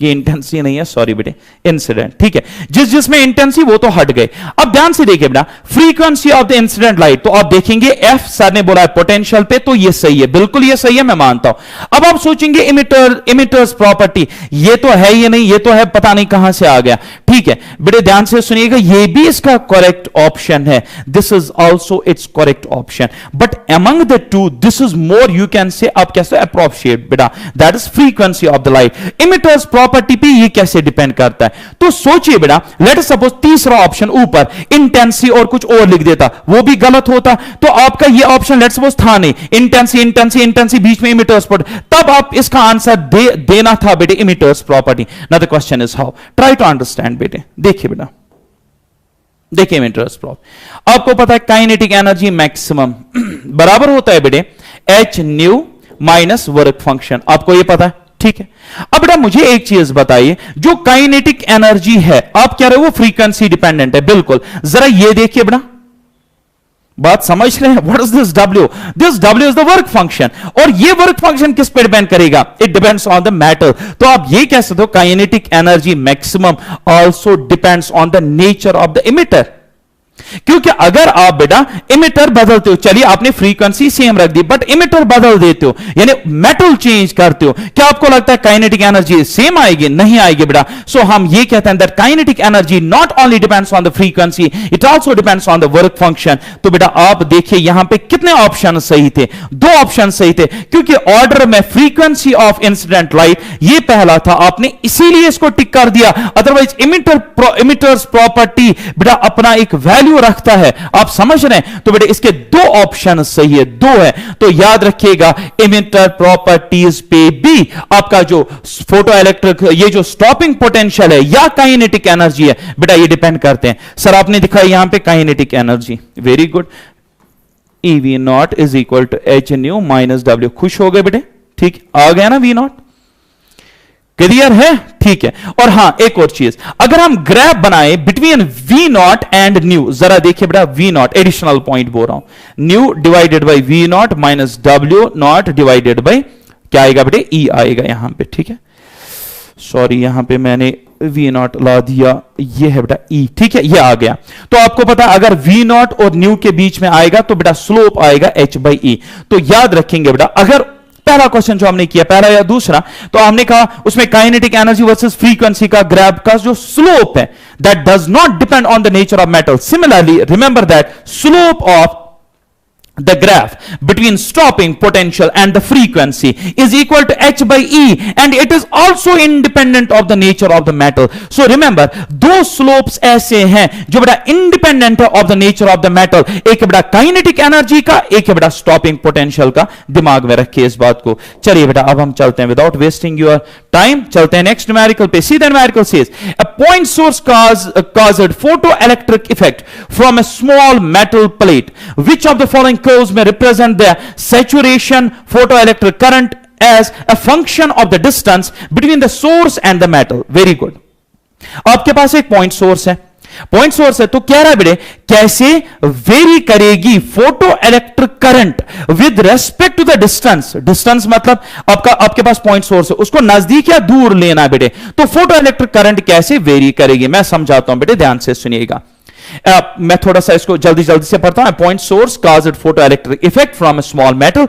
Which of the following curves may represent the saturation photoelectric current? So the graph is between the current as a function of distance between source and the metal। आपके पास ये क्वेश्चन है, ध्यान से सुनिएगा बेटा। देखिए जब हम बात करेंगे बेटा फोटो इलेक्ट्रिक करंट की, फोटो इलेक्ट्रिक करंट इंटेंसिटी पे डिपेंडेंट है। I वर्सेस I रिलेशन अभी बोली थी, this is current and this is intensity, ये तो आपको पता है। अब इंटेंसिटी आपको पता है, जो पॉइंट सोर्स होता है, याद करिए बेटा वेव ऑप्टिक्स, वेव ऑप्टिक्स में आप पढ़ते हो point source, it is power upon the surface area, spherical होता है तो 4 पाई आर स्क्वायर। अब देखिए बेटा intensity is inversely proportional r square, r is what? Distance from the point source. अगर ये पॉइंट सोर्स है और यहां पे आप इंटेंसिटी देख रहे हो तो यहां से यहां तक आर हो गया, intensity is inversely proportional to r square. अगर इंटेंसिटी बेटा आर आप बढ़ाएंगे, देखिए इन ग्राफ्स में आप बढ़ा रहे हो, this is r, you are increasing here r, just let me increase the contrast here. You are increasing R basically. What you are increasing? You are increasing R. If you are increasing R, what you are doing with intensity? You are decreasing. Now, if intensity is getting decreased, what about the current? That will also decrease. But see the relation. It is inverse. Rectangular hyperbola. लेकिन क्या है बेटा? तो true rectangular hyperbola नहीं, but hyperbola जैसा ही दिखेगा. So option number 4 is correct. ये बेटा बिल्कुल गलत, ये बेटा बिल्कुल गलत, ये बेटा बिल्कुल गलत, और ये इसका सही आंसर है। इनवर्स है बेटा, ऊपर से स्क्वायर है, तो बेटा यहां पे हाइपरबोला आएगा, ना कि रेक्टेंगुलर। रेक्टेंगुलर तब आता है अगर यहां पे पावर 1 होता, तब उसको रेक्टेंगुलर हाइपरबोला कहते हैं। तो पैराबोला जैसा ये आपका ग्राफ दिखेगा। क्लियर है? डन। चलिए बेटा नेक्स्ट न्यूमेरिकल पे। Now what the numerical says, an image of sun is formed by a lens of focal length of 30 centimeter on a metal surface of photoelectric cell and photoelectric current I is produced. Very good. एक lens है बेटे, ठीक है, एक lens है, आगे आपने रख दिया एक मेटल जो कि फोटो इलेक्ट्रिक इफेक्ट करवा रहा है, ठीक है। Let's change the colour. तो बेटा क्या हो रहा है कि सन से रेडिएशन आएगी, और अगर इमेज बन रही है, इमेज कौन बनाएगा, कॉनकेव या कॉन्वेक्स? कॉन्वेक्स, क्योंकि कन्वर्जिंग होगा। अगर कॉनकेव होगा वो डाइवर्जिंग होगा, उसे इमेज नहीं बनेगी। तो कॉन्सेंट्रेट कहां पे करेगा? Due to converging, that's the convex lens. तो यहां पे कन्वर्ज कर गए, ठीक है। अच्छा, अब क्या कह रहा है बेटे, और इनके कन्वर्ज होने से, क्योंकि इसमें लाइट आ गई तो करंट बनी, और करंट कितनी बनी बेटा? आई बन गई। Current formed is I. Now the lens forming the image is then replaced by another of the same diameter but focal length 15 centimeter. जो पहले आपने यूज किया उसकी फोकल लेंथ थी बेटा 30 सेंटीमीटर। अब आप यूज करो एक और लेंस, उसका लेकिन सेम क्या है? डायामीटर उसका इतना ही है। सो डायामीटर में कोई कंप्रोमाइज नहीं है, डायामीटर में कोई कंप्रोमाइज नहीं है। अगर इसका डायामीटर है बेटा डी, इसका भी डायमीटर डी है, बट इसकी फोकल लेंथ कम है। फोकल लेंथ कम है, कितनी है? 15। तो बेटा ये पहले ही कंसंट्रेट कराएगा, ये मेटल सरफेस है, तो ये 30 सेंटीमीटर दूर जाकर कंसंट्रेट करवा रहा था, ये 15 सेंटीमीटर पे ही इन रेज को कंसंट्रेट करवाएगा। ये क्वेश्चन है सिर्फ इसकी, क्योंकि इसकी फोकल लेंथ है only 15 centimetre. Now what the question says, diameter same है बेटा but focal length 15। The photo electric current in this case is, आपको बताना है इस टाइम फोटो इलेक्ट्रिक करंट कितनी होगी। अगर यहां पे आई बनी 30 सेंटीमीटर फोकल लेंथ वाले लेंस से, यहां पे photo electric current I dash कितनी बनेगी। अब बेटा मैं आपको कुछ सेकंड्स दे रहा हूं, जरा आप थोड़ा सा सोचिए क्या आपके दिमाग में आ रहा है कि यहां पे लेंस जो है वो नजदीक आ गया, डिस्टेंस कम हो गई, और यहां पे जो अभी सर ने पढ़ाया intensity direct proportional current inversely proportional r square, है ना, कुछ ऐसा ही दिमाग में आ रहा है। अब बिल्कुल गलत हो बेटे। क्वेश्चन इज क्यों, ध्यान से सुनिएगा। जो आप सोच रहे हो कि नजदीक आया दूर गए, ये बिल्कुल सही है, यहां तक तो सही है, लेकिन आप ये भूल गए बेटा that's applicable for point source. यहां पे रेज ऑफ लाइट जो है, वेव फ्रंट का अगर थोड़ा सा भी कॉन्सेप्ट आपको याद है, ये पैरेलल रेज है बेटा, ये पैरेलल रेज है। यहां पे कहीं नहीं पे लिखा है बेटे that is the point source, और आप उसको नजदीक या दूर ले रहे हो। तो ये सोचना कि यहां पे ये नजदीक आ रहा है, यहां पे ये दूर बन रहा है। मुझे आप एक चीज बोलिए बेटा, लेट्स टेक प्रैक्टिकल और रियलिस्टिक एग्जांपल। लेट्स सपोज आपको मैं दो लेंस दे रहा हूं, ठीक है, दो लेंस दे रहा हूं, डायमीटर यही, आप बिल्कुल डायमीटर सेम है, फोकल लेंथ डिफरेंट है। आप उससे एक पीस ऑफ पेपर को जलाने की कोशिश करोगे, तो दोनों जलाएंगे या बेटा इनमें कुछ डिफरेंस होगा? बेटा दोनों जलाएंगे। हां, आपको फोकल लेंथ की वजह से paper, piece of the paper को यहां पे थोड़ा सा दूर रखना पड़ेगा, यहां पे नजदीक रखना पड़ेगा, लेकिन दोनों जलाएंगे टेकिंग द सेम टाइम। जितना टाइम ये वाला लेंस लेगा उतना यहां पे ये लेगा। दैट्स वाई हम ये कहते हैं बेटा, ध्यान से सुनिएगा, photo electric current depends on intensity, और intensity depends on the aperture of the lens. Now this the point, intensity depends on the aperture, and aperture is what, जो बेटा इसकी बाय आप ऐसे कंसिडर करें, let's suppose this the lens, right, और lens का ये जो आपको आउटर सर्कमफ्रेंस दिख रहा है, इसको हम इसका अपर्चर कहते हैं, क्योंकि डायामीटर एक जैसा है तो अपर्चर एक जैसा है, अपर्चर एक जैसा है, तो जो इंटेंसिटी इस लेंस से आएगी उतनी ही इंटेंसिटी यहां से आएगी। अगर यहां से 10 फोटॉन्स निकलेंगे, यहां से भी 10 फोटॉन्स ही निकलेंगे, क्योंकि इंटेंसिटी पे फर्क नहीं पड़ा, करंट पे कोई फर्क नहीं पड़ेगा। बताइए बेटा इसका आंसर क्या होगा? The answer will be I. Current depends on intensity, intensity depends on the aperture of the lens. क्योंकि आपको पढ़ाया बेटे लेंस में, मैंने आपको बेटा ऑप्टिक्स में पढ़ा है कि अपर्चर को जब हाफ करते हैं इंटेंसिटी को क्या होता है, इंटेंसिटी फोकल लेंथ पे डिपेंडेंट नहीं है। Here you are merging your optics with photo electric effect, that's you are actually merging the two different subjects, modern physics with optics. This is a beautiful mixture of the two. Now move to this question. What the question says, when light of intensity 1 watt per square meter and wavelength itni hai beta is incident on a surface, very good, it is completely absorbed by the surface.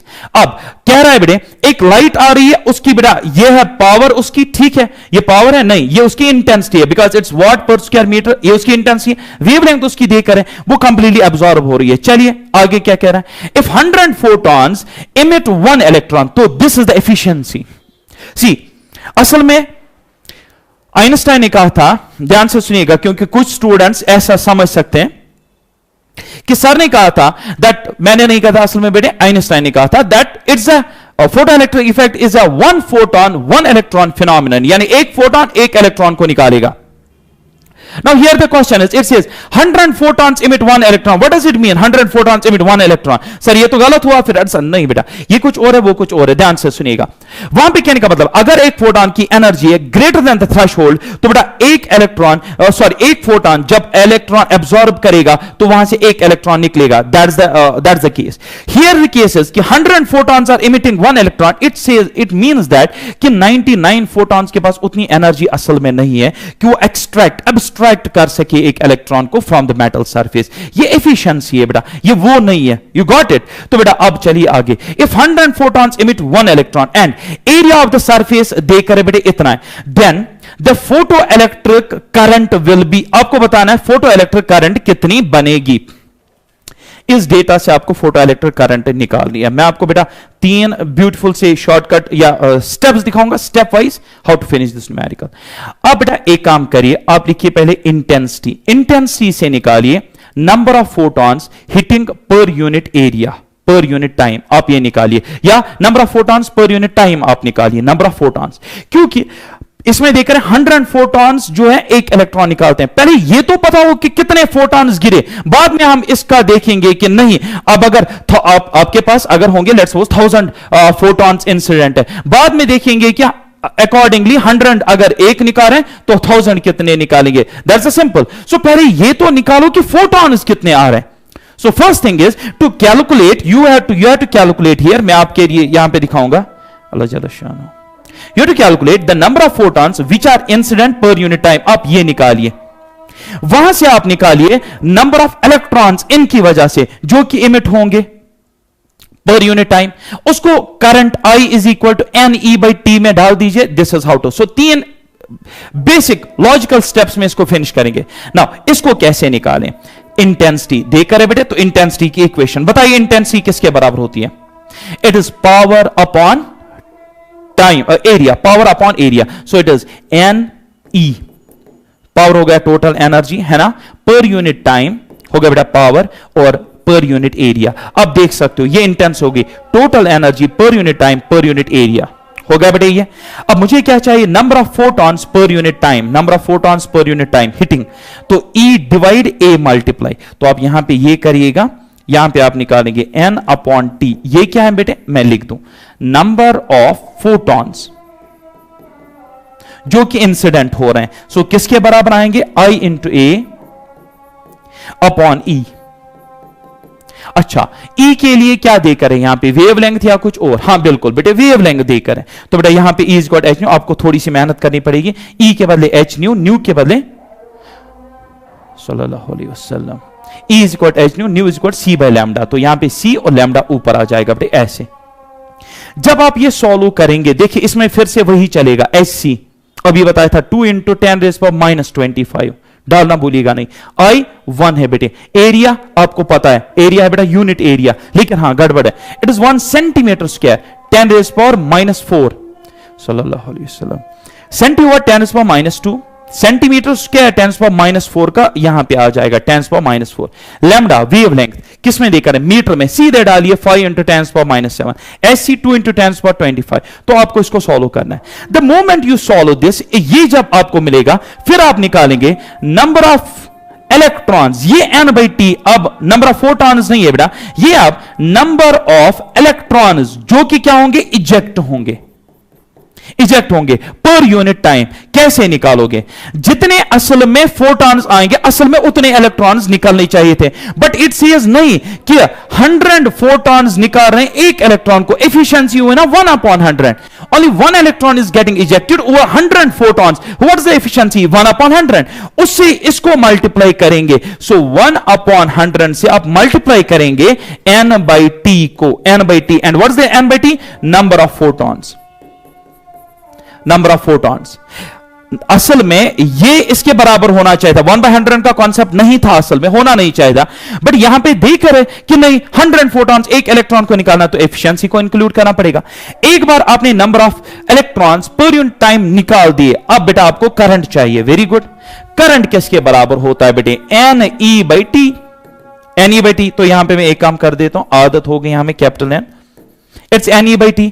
आपको मैंने N/T number of electrons जो निकलेंगे पर unit time अभी आपने निकाला, उसको यहां पे इंसर्ट करिए, E से मल्टीप्लाई करिए, and what you will obtain, you will obtain the current. तो बेटा आपको करंट मिल गई। देखिए बेटा आप यहां से इसको सॉल्व करके जब करंट निकालेंगे, मैंने इसको सॉल्व किया हुआ है, मुझे मिला 0.4 माइक्रो एंपियर। तो आप भी सॉल्व करके निकालिए बेटा आपको कितना मिलेगा।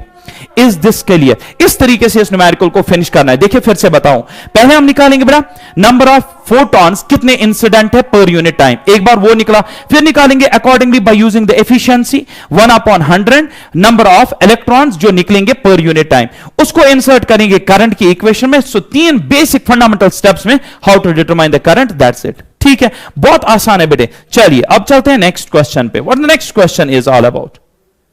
So the question is, a proton, a neutron, an electron and an alpha particle have same energy, then their de Broglie wavelength compare as। तो आपको क्या है बेटे, आपको देकर है कुछ पार्टिकल्स, आपको प्रोटॉन, न्यूट्रॉन, इलेक्ट्रॉन और अल्फा पार्टिकल देकर है, तो आपको बताना है कि इनकी de Broglie wavelength जो है उसका ऑर्डर क्या रहेगा। तो पहले ये जान लीजिए de Broglie wavelength के रिलेटेड आपको पता है इट्स h/p, आपको यह भी पता है इट्स h/mv, आपको यह भी पता होना चाहिए इट्स h अपॉन जो आपका मोमेंटम होता है k is equal to p²/2m, 2m k root जो है वो इसके बदले आ जाएगा 2m k। So where k is the energy, that's the kinetic energy. और कौन सी एनर्जी होगी, क्योंकि हमारा क्वेश्चन कह रहा है कि a proton, a neutron, electron, alpha particle have same energy, इसलिए आपको यहां तक आना है। k सब में सेम है, h कांस्टेंट है, 2 कांस्टेंट है। अब वहां पे क्या बचा बेटे, m तो बचा, तो हम कहेंगे lambda is inversely proportional to root of m, यानी inversely proportional to root of the mass. Mass ज्यादा, वेवलेंथ, de Broglie वेवलेंथ उस पार्टिकल की कम। अब बेटा मुझे फटाफट से बताइए सबसे ज्यादा मास इनमें किसका? आई थिंक अल्फा का। अल्फा के बाद कौन आएगा बेटा? Proton, neutron. अल्फा के बाद आएगा न्यूट्रॉन, मास ऑफ न्यूट्रॉन, और उसके बाद आएगा बेटे प्रोटॉन, मास ऑफ प्रोटॉन, और उसके बाद आएगा बेटा मास ऑफ द इलेक्ट्रॉन। सबसे ज्यादा अल्फा का, उसके बाद न्यूट्रॉन, उसके बाद प्रोटॉन, उसके बाद इलेक्ट्रॉन। अब यहां पे प्रॉब्लम यह है बेटा, इस हिसाब से अगर आप वेवलेंथ को ऑर्डर करेंगे तो बिल्कुल उल्टा कर देना, ठीक है, आसान है। लेकिन आप देखेंगे इन सब ऑप्शंस में आपको एक इक्वालिटी नजर आएगी। ये इक्वालिटी असल में आई क्यों? देखिए बेटा इक्वालिटी असल में क्यों आई, इट्स सिंपली लाइक दैट, क्योंकि बेटा यहां पे जो mass of proton and neutron है बेटा, mass of neutron and mass of proton, आपको पता होना चाहिए इनमें डिफरेंस बहुत कम होता है। तो इसीलिए हम यहां पे ये भी कह सकते हैं इनके मासेस में बहुत कम डिफरेंस होने की वजह से we can consider their masses equal. Once it's equal, अब देखिए बेटा अब क्या होगा, अब आप इसको बिल्कुल रिवर्स कर दीजिए, तो क्या होगा, lambda E equal to lambda P equal to lambda N less greater than lambda alpha. तो बेटा उस हिसाब से आपका कौन सा ऑप्शन सही आएगा? लैम्डा ई सबसे ज्यादा आएगा, लैम्डा ई सबसे ज्यादा, लैम्डा ई सबसे ज्यादा, ठीक है। तो बेटा यहां से देखिए लैम्डा ई सबसे ज्यादा, उसके बाद जो है लैम्डा पी और लैम्डा एन बराबर, उसके बाद लैम्डा एन और लैम्डा पी, और उसके बाद सबसे लास्ट में आएगा lambda. So I think this is option number 2 is the correct one. इस तरीके से बेटा ये ऑप्शन इसका करेक्ट आ जाएगा, ठीक है। समझ में आया? बहुत बेसिक क्वेश्चन है, इसको खत्म करके जाइए। चलिए बेटा आगे। Now what the question says, an electron is moving with an initial velocity of v is equal to v naught I। चलिए बेटा एक ब्यूटीफुल सी डायग्राम बनाएंगे। v naught I मतलब पॉजिटिव x एक्सिस पे जा रहा है, and is in a magnetic field b is equal to b naught j। बेटा एक मैग्नेटिक फील्ड इस पे आ रहा है, लेकिन कहां से? b नॉट j, मतलब मैग्नेटिक फील्ड है बेटा अलोंग j, यानी बाहर आप कह सकते बेटा अलोंग y एक्सिस। तो y एक्सिस यहां पे कैसे दिखाएंगे? ऊपर की तरफ, क्योंकि अगर माइनस j होता बेटा नीचे, पहले ये देखिए माइनस तो नहीं है, नहीं बेटे ये सिंपल इक्वालिटी है, दैट मींस आपका y एक्सिस पे आ रहा है मैग्नेटिक फील्ड। तो मैग्नेटिक फील्ड ऐसे है बेटा, this is the magnetic field b naught. Now then it is de Broglie wavelength. अब de Broglie वेवलेंथ का क्या होगा? असल में कॉन्सेप्ट बहुत आसान है, ध्यान से सुनिए बेटा। आपके पास एक चार्जड पार्टिकल है, अगर आप उसको थ्रो करोगे मैग्नेटिक फील्ड में किसी भी एंगल पे, तो यहां पे तो इसने एक स्पेसिफिक एंगल दिखाया 90 डिग्रीज का। देखिए जब ये कह रहा magnetic field along j axis है, तो क्या मतलब हुआ बेटे? That angle between the magnetic field and the velocity vector is 90। बस ये कहने का मतलब है। अब आपको पता होना चाहिए मैग्नेटिक फील्ड में जब आप चार्जड पार्टिकल को थ्रो करते हो बेटे, magnetic field never increases the magnitude of velocity, never ever velocity is increased. Reason, आपका जो मैग्नेटिक फोर्स होता है that's always perpendicular to velocity. Remember that magnetic force एक चार्जड पार्टिकल पे अगर होगा तो हमेशा परपेंडिकुलर होगा वेलोसिटी पे, यह हमेशा याद रखिए। यह आपका मैग्नेटिक फोर्स ऑफ करंट का पहला ही पॉइंट है बेटा। मैग्नेटिक फोर्स जब भी चार्जड पार्टिकल पे आता है तो हमेशा परपेंडिकुलर आता है। Once a force is perpendicular to velocity, मुझे बताइए बेटा how much work will be done by this force? Zero. Now work energy theorem, work done by all force is equal change in kinetic energy. How much is the change in kinetic energy? Zero. Final kinetic energy if it is equal to initial kinetic energy, can I say that the velocity initial is equal to velocity final? That means न ये velocity को बढ़ाता है न ये velocity को कम करता है। सर फिर ये क्या करता है? It acts as centripetal force. That's why आपको दिखेगा कि मैग्नेटिक फोर्स एक या तो इसको सर्कल में घुमाता है या तो हेलिक्स पे।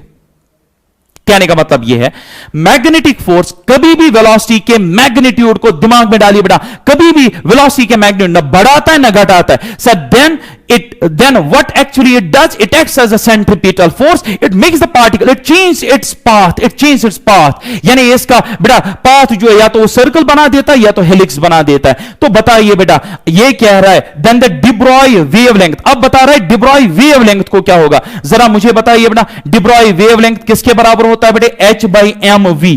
देखिए h तो कांस्टेंट है, क्या मैग्नेटिक फील्ड में जाने से h चेंज होगा? नहीं बेटा, मास चेंज होगा नहीं। अब v भी तो चेंज नहीं हो रहा है, V is not getting changed, so what will be the effect on the wavelength? बेटा कुछ भी नहीं, यहां पे de Broglie wavelength unchanged रहेगी। तो बताइए बेटा कहां पे लिखा है कि remains constant? Option number 1 de Broglie wavelength बेटा unchanged रहेगी यहां पे। So option number first is correct. बेटे समझ में आया बहुत अच्छे से? चलिए बेटा now move to this numerical. What the numerical says, an electron of mass m with an initial velocity of, एक इलेक्ट्रॉन को आप इतनी वेलोसिटी दे रहे हो। चलिए डायग्राम बनाते हैं। v नॉट आई क्या पॉजिटिव एक्स एक्सिस की तरफ, राइट। अब क्या कह रहा है बेटे? Okay, is in electric field E is equal to minus E naught I cap. बिल्कुल, तो इलेक्ट्रिक फील्ड जो बेटा वो यहां की तरफ है, यानी नेगेटिव एक्स एक्सिस की तरफ है। अब ये क्या कह रहा है? It's de Broglie wavelength at time t is given by, आपको बताना है बेटे इस इलेक्ट्रॉन की de Broglie वेवलेंथ अब कितनी है। तो बेटा इसको समझना पड़ेगा de Broglie वेवलेंथ हम कैसे निकालें। देखिए de Broglie वेवलेंथ होता है बेटे h अपॉन mv, ये होती है de Broglie वेवलेंथ। तो मतलब असल में यहां पे ये h और m तो कांस्टेंट, आपको वेलोसिटी निकालनी है, velocity in presence of this electric field. देखिए बेटा आसान है, आपकी वेलोसिटी आगे की तरफ है, ठीक है, इलेक्ट्रिक फील्ड पीछे की तरफ है। इस इलेक्ट्रिक फील्ड की वजह से आपके पास जो पार्टिकल है सिंस इट्स इलेक्ट्रॉन, फोर्स कहां की तरफ आएगा? आगे की तरफ। अगर फोर्स आगे की तरफ आएगा इन द फॉरवर्ड डायरेक्शन तो एक्सेलरेशन कितनी आएगी बेटा? आपको पता है E by m, basic concept है, acceleration produced by electric field E by m होता है। अब मुझे बताइए बेटा वो एक्सेलरेशन यहां पे रिटार्डेशन का काम करेगा या इसकी वेलोसिटी को बढ़ाएगा? डेफिनेटली बढ़ाएगा। तो ये बन गई यूनिफॉर्मली एक्सेलरेटेड मोशन।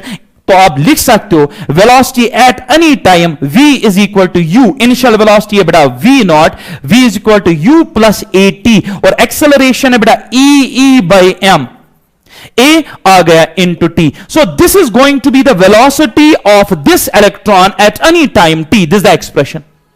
अब एक बार बेटा आपको वेलोसिटी मिल गई, इसको यहां पे डाल दीजिए। सो जैसे मैं इसको यहां पे डाल देता हूं, I will write here h upon m, और बेटा ये आएगा v not, it will be v not plus e by m into t आएगा बेटे।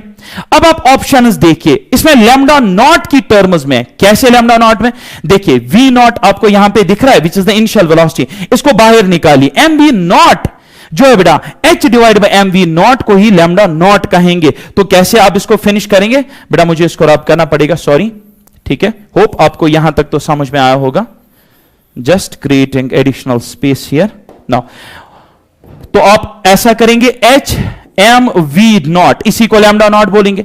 यहां पे v नॉट निकल गया 1 प्लस, इसमें तो है ही नहीं, तो एक काम करेंगे हम इसमें V0 डिवाइड करके रखेंगे, उससे क्या होगा, V0 जब यहां आएगा यहां पे कटेगा, यहां पे V0, original equation h by M naught M we naught हो गया बेटे lambda naught divided by 1 plus E by M we naught into T, option number first 100% correct, finishing the numerical in just 1 or 2 steps. बेटा बहुत basic questions है, लेकिन आप डर जाते हो इसलिए मैंने ये न्यूमेरिकल्स रखी हैं, ठीक है, और डायरेक्टली ये पूछी जाती हैं, ध्यान से देखिएगा।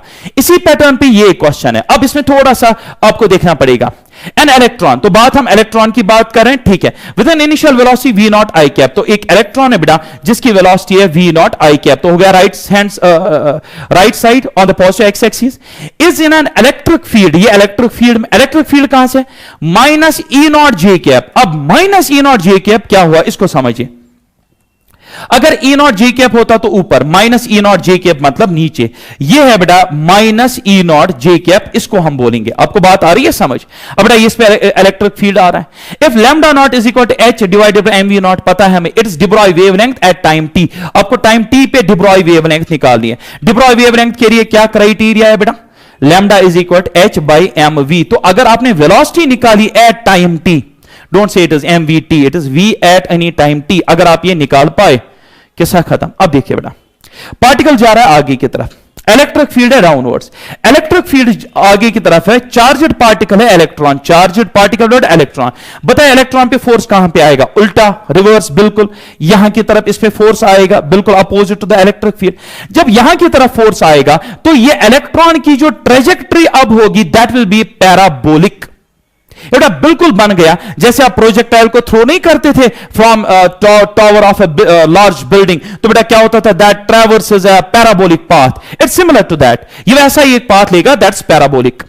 तो बेटा अब ध्यान से देखिए, मुझे निकालिए eight any time T what is the velocity, ये अगर मैं निकाल पाया दैट्स इट। कैसे निकालेंगे, बहुत आसान है बेटे, देखिए जो आपकी वेलोसिटी, इसको मैं यहां पे दिखाता हूं, at any time T that's let's suppose V. अब इसके दो हैं, एक तो बेटा velocity V naught along X axis और इसकी velocity along Y axis, along X axis V naught ही रहेगा, बताइए क्यों, जो बेटा इलेक्ट्रॉन पे फोर्स आ रहा है वो ऊपर की तरफ आ रहा है, फोर्स जो वो ऊपर की तरफ, यानी इसमें एक्सेलरेशन सिर्फ वर्टिकल एक्सिस पे, वर्टिकल एक्सिस पे एक्सेलरेशन है। अगर सिर्फ वर्टिकल एक्सिस पे एक्सेलरेशन है, बताइए क्या velocity along X axis change होगा, नहीं, तो along X axis V naught रहेगा। जो वेलोसिटी अलोंग वाई यानी वाई एक्सिस है वी वाई, इसको कैसे निकालेंगे, बहुत आसान, by using velocity along Y is equal to U Y plus A T, this is the formula. Acceleration along Y axis, आप इसमें अलोंग वाई एक्सिस डाल दीजिए, क्योंकि एक्सेलरेशन अलोंग एक्स एक्सिस तो है नहीं, अलोंग वाई एक्सिस है, ये आ गया। Initial velocity along Y axis 0, क्योंकि पार्टिकल चल रहा था सिर्फ एक्स एक्सिस पे। एक्सेलरेशन अलोंग वाई एक्सिस बहुत आसान है बेटे, e by m, e by m, this is the acceleration, ये हमें पता है ई बाई एम है बेटा एक्सेलरेशन, तो डाल दीजिए यहां पे, तो यहां पे आएगा ई बाई एम into आएगा t, so this is the acceleration, this is the velocity along y axis at time t, this is the velocity। तो अब आपके पास दो velocities है, velocity along y axis भी है और velocity along x axis भी है, आपस में एंगल है 90, तो बताइए टोटल velocity कितना हुआ, that is equal to root of vx square plus vy square। vx कितना डालेंगे बेटा, vx डालेंगे आप v0 और vy कितना डालेंगे e by m into t, बेटा यहां पे डालेंगे स्क्वायरिंग करके। जैसे आप यहां पे इंसर्ट करेंगे बेटा आपको वेलोसिटी मिल गई, ठीक है, वो यहां पे इंसर्ट कर दीजिए।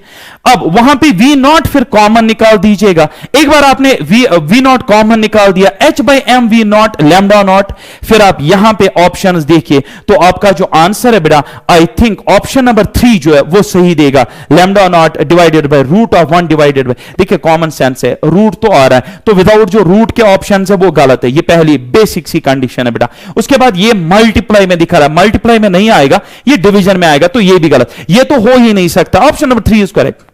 आप क्यों इतना टाइम बेटा वहां पे इन्वेस्ट करोगे कि आंसर निकलना चाहिए, आंसर क्यों निकलना चाहिए, हम तो ऐसे भी बता सकते हैं, इसको देखकर ही हम बता सकते हैं, option number 3 will be correct.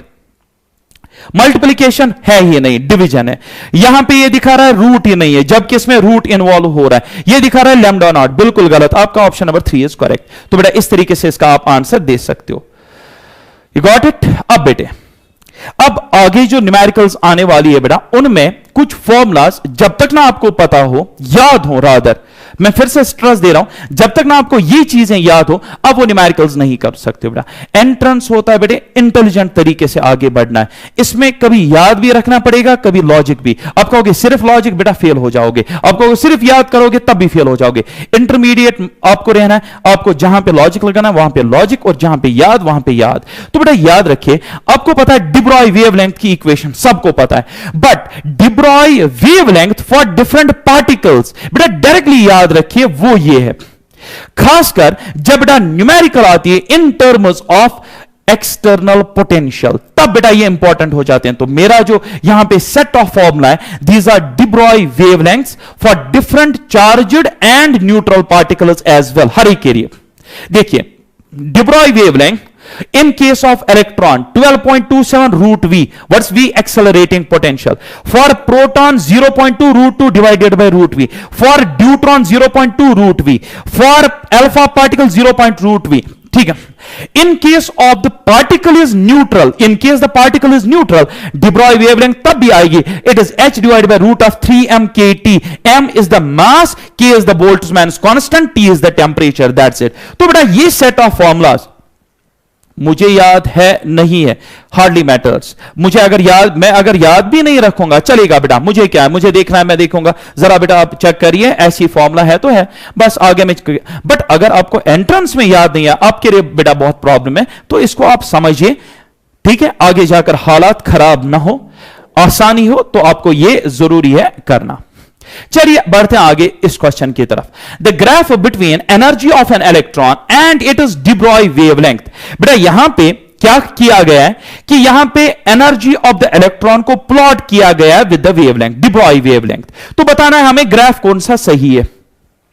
देखिए energy of electron and de Broglie wavelength, जरा बेटा मुझे बताइए आपके पास कौन सी इक्वेशन है डिब्रॉय की जिसमें एनर्जी और वेवलेंथ है। I think this is the equation, right?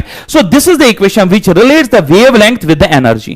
अब बेटा हमें क्या करना है, हमें एक प्लॉट ग्राफ करना है, तो एक काम करिए, taking log on both sides, तो log of lambda is equal to log of h divided by root of 2m। बेटा ध्यान से देखिएगा मैं स्टेप्स कैसे बचा रहा हूं, माइनस 1/2 लॉग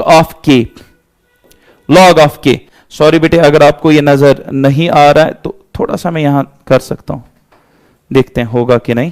ठीक है, मुझे तो नहीं लगा, तो चलिए बेटा यहां पे मैं आपके लिए फिर से लिखता हूं, ध्यान से देखिएगा। चलिए ये स्टेप मैं आपके लिए वापस लिखता हूं, एज पे आ रहा है। चलिए देखिए मैं क्या कर रहा हूं, मैं लॉग भी ले रहा हूं, मैं m रेज़ पर n फॉर्मूला भी लगा रहा हूं, मैं जो हमें चीजें चाहिए उनको अलग भी कर रहा हूं, तो मल्टीपल स्टेप्स एक साथ कर रहा हूं। Log of lambda is equal to log of, सोच समझ के, h divided by root of 2m, क्योंकि ये सारा कांस्टेंट, इसको कुछ नहीं मुझे करना है, मुझे k के साथ डील करना है, क्योंकि डिवीजन में तो माइनस आएगा, k का रूट है 1/2 ऊपर आएगा, तो यहां पे आ जाएगा बेटे 1/2, और क्या आ जाएगा बेटे 1/2 लॉग ऑफ k। आपको बात आ रही है समझ? तो बेटा ये आपकी इक्वेशन बनेगी। अब ध्यान से देखिए बेटा, इसको अगर मैं रिलेट करूं y इज इक्वल टू, तो ये बनेगा mx और ये बनेगा बेटा c। आपका जो m है वो है बेटा -1/2, तो स्लोप आपका नेगेटिव है बेटा।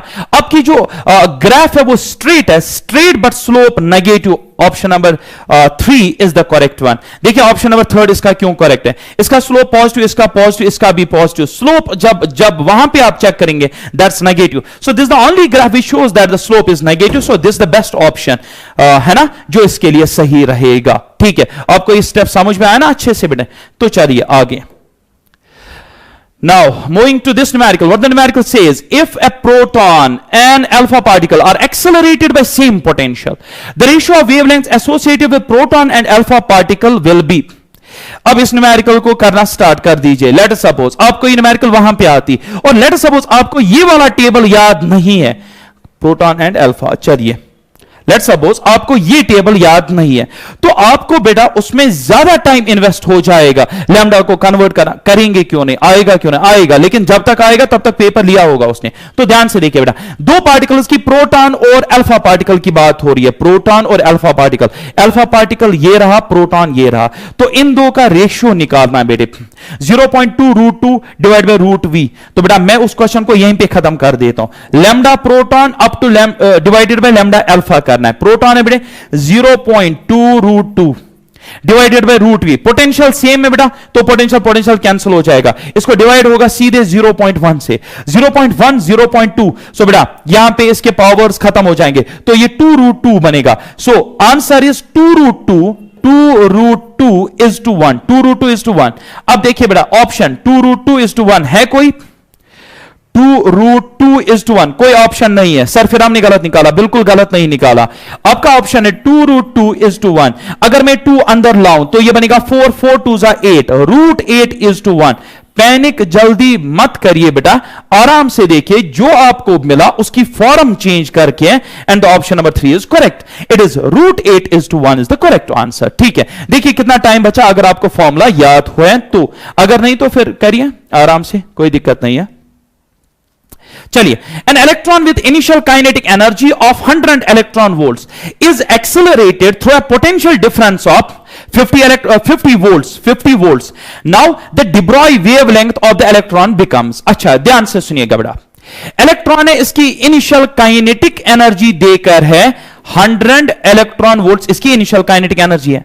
अब हमने इसको एक्सेलरेट करवाया bye potential difference of 50 volts. Now the de Broglie wavelength, अब इसकी de Broglie वेवलेंथ कितनी होगी?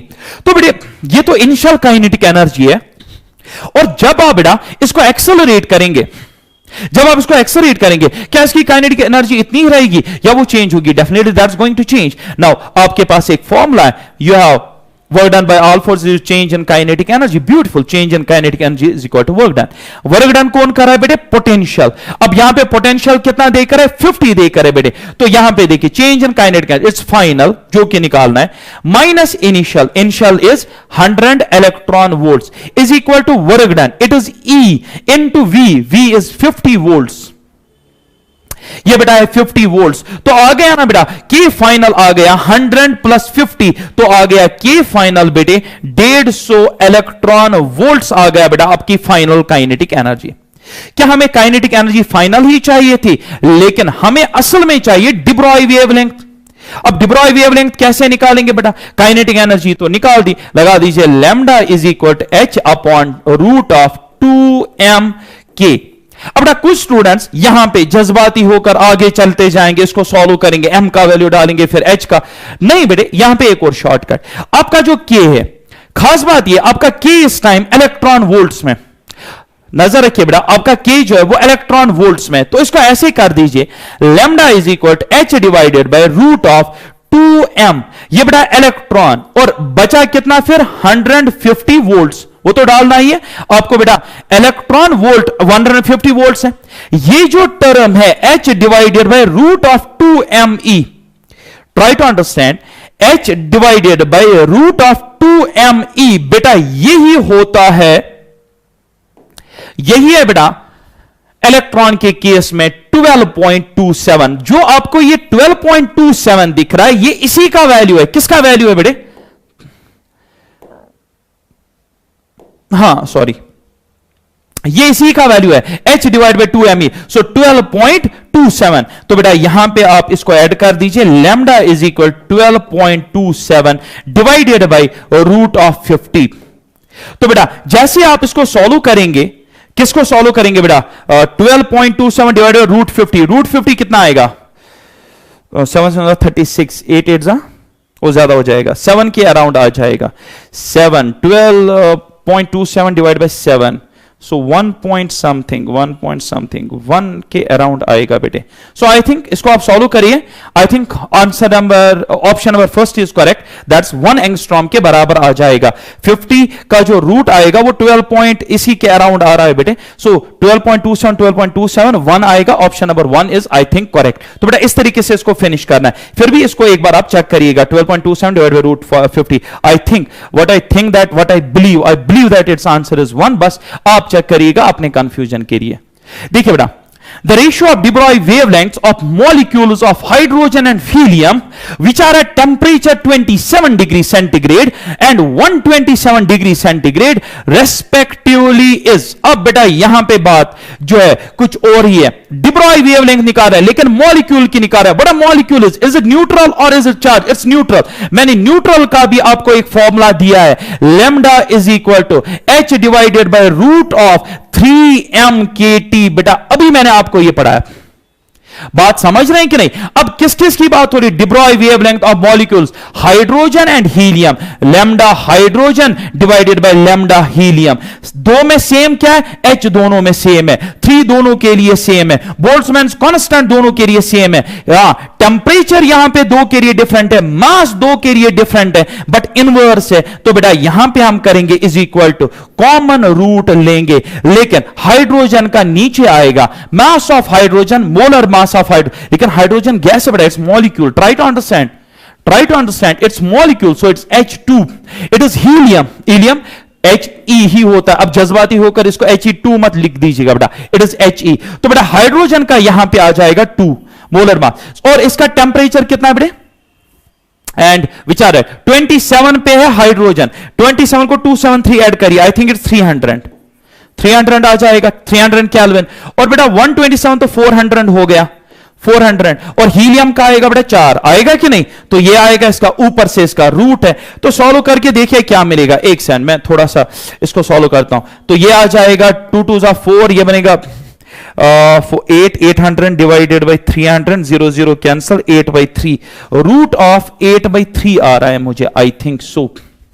रूट ऑफ 8/3 ऑप्शन है, option number 3, that's the correct. This is the answer to this numerical, to this beautiful numerical. तो बेटा कोई भी चीज, अब सोचिए ये क्वेश्चन आपको वहां पे आता, कैसे करते हैं इसको? आई डोंट थिंक कि आपके पास ज्यादा ऑप्शंस बचेंगे इस क्वेश्चन को सॉल्व करेंगे करने के लिए, जब तक ना आपको पता न्यूट्रल मॉलिक्यूल्स के साथ कैसे डील किया जाता है।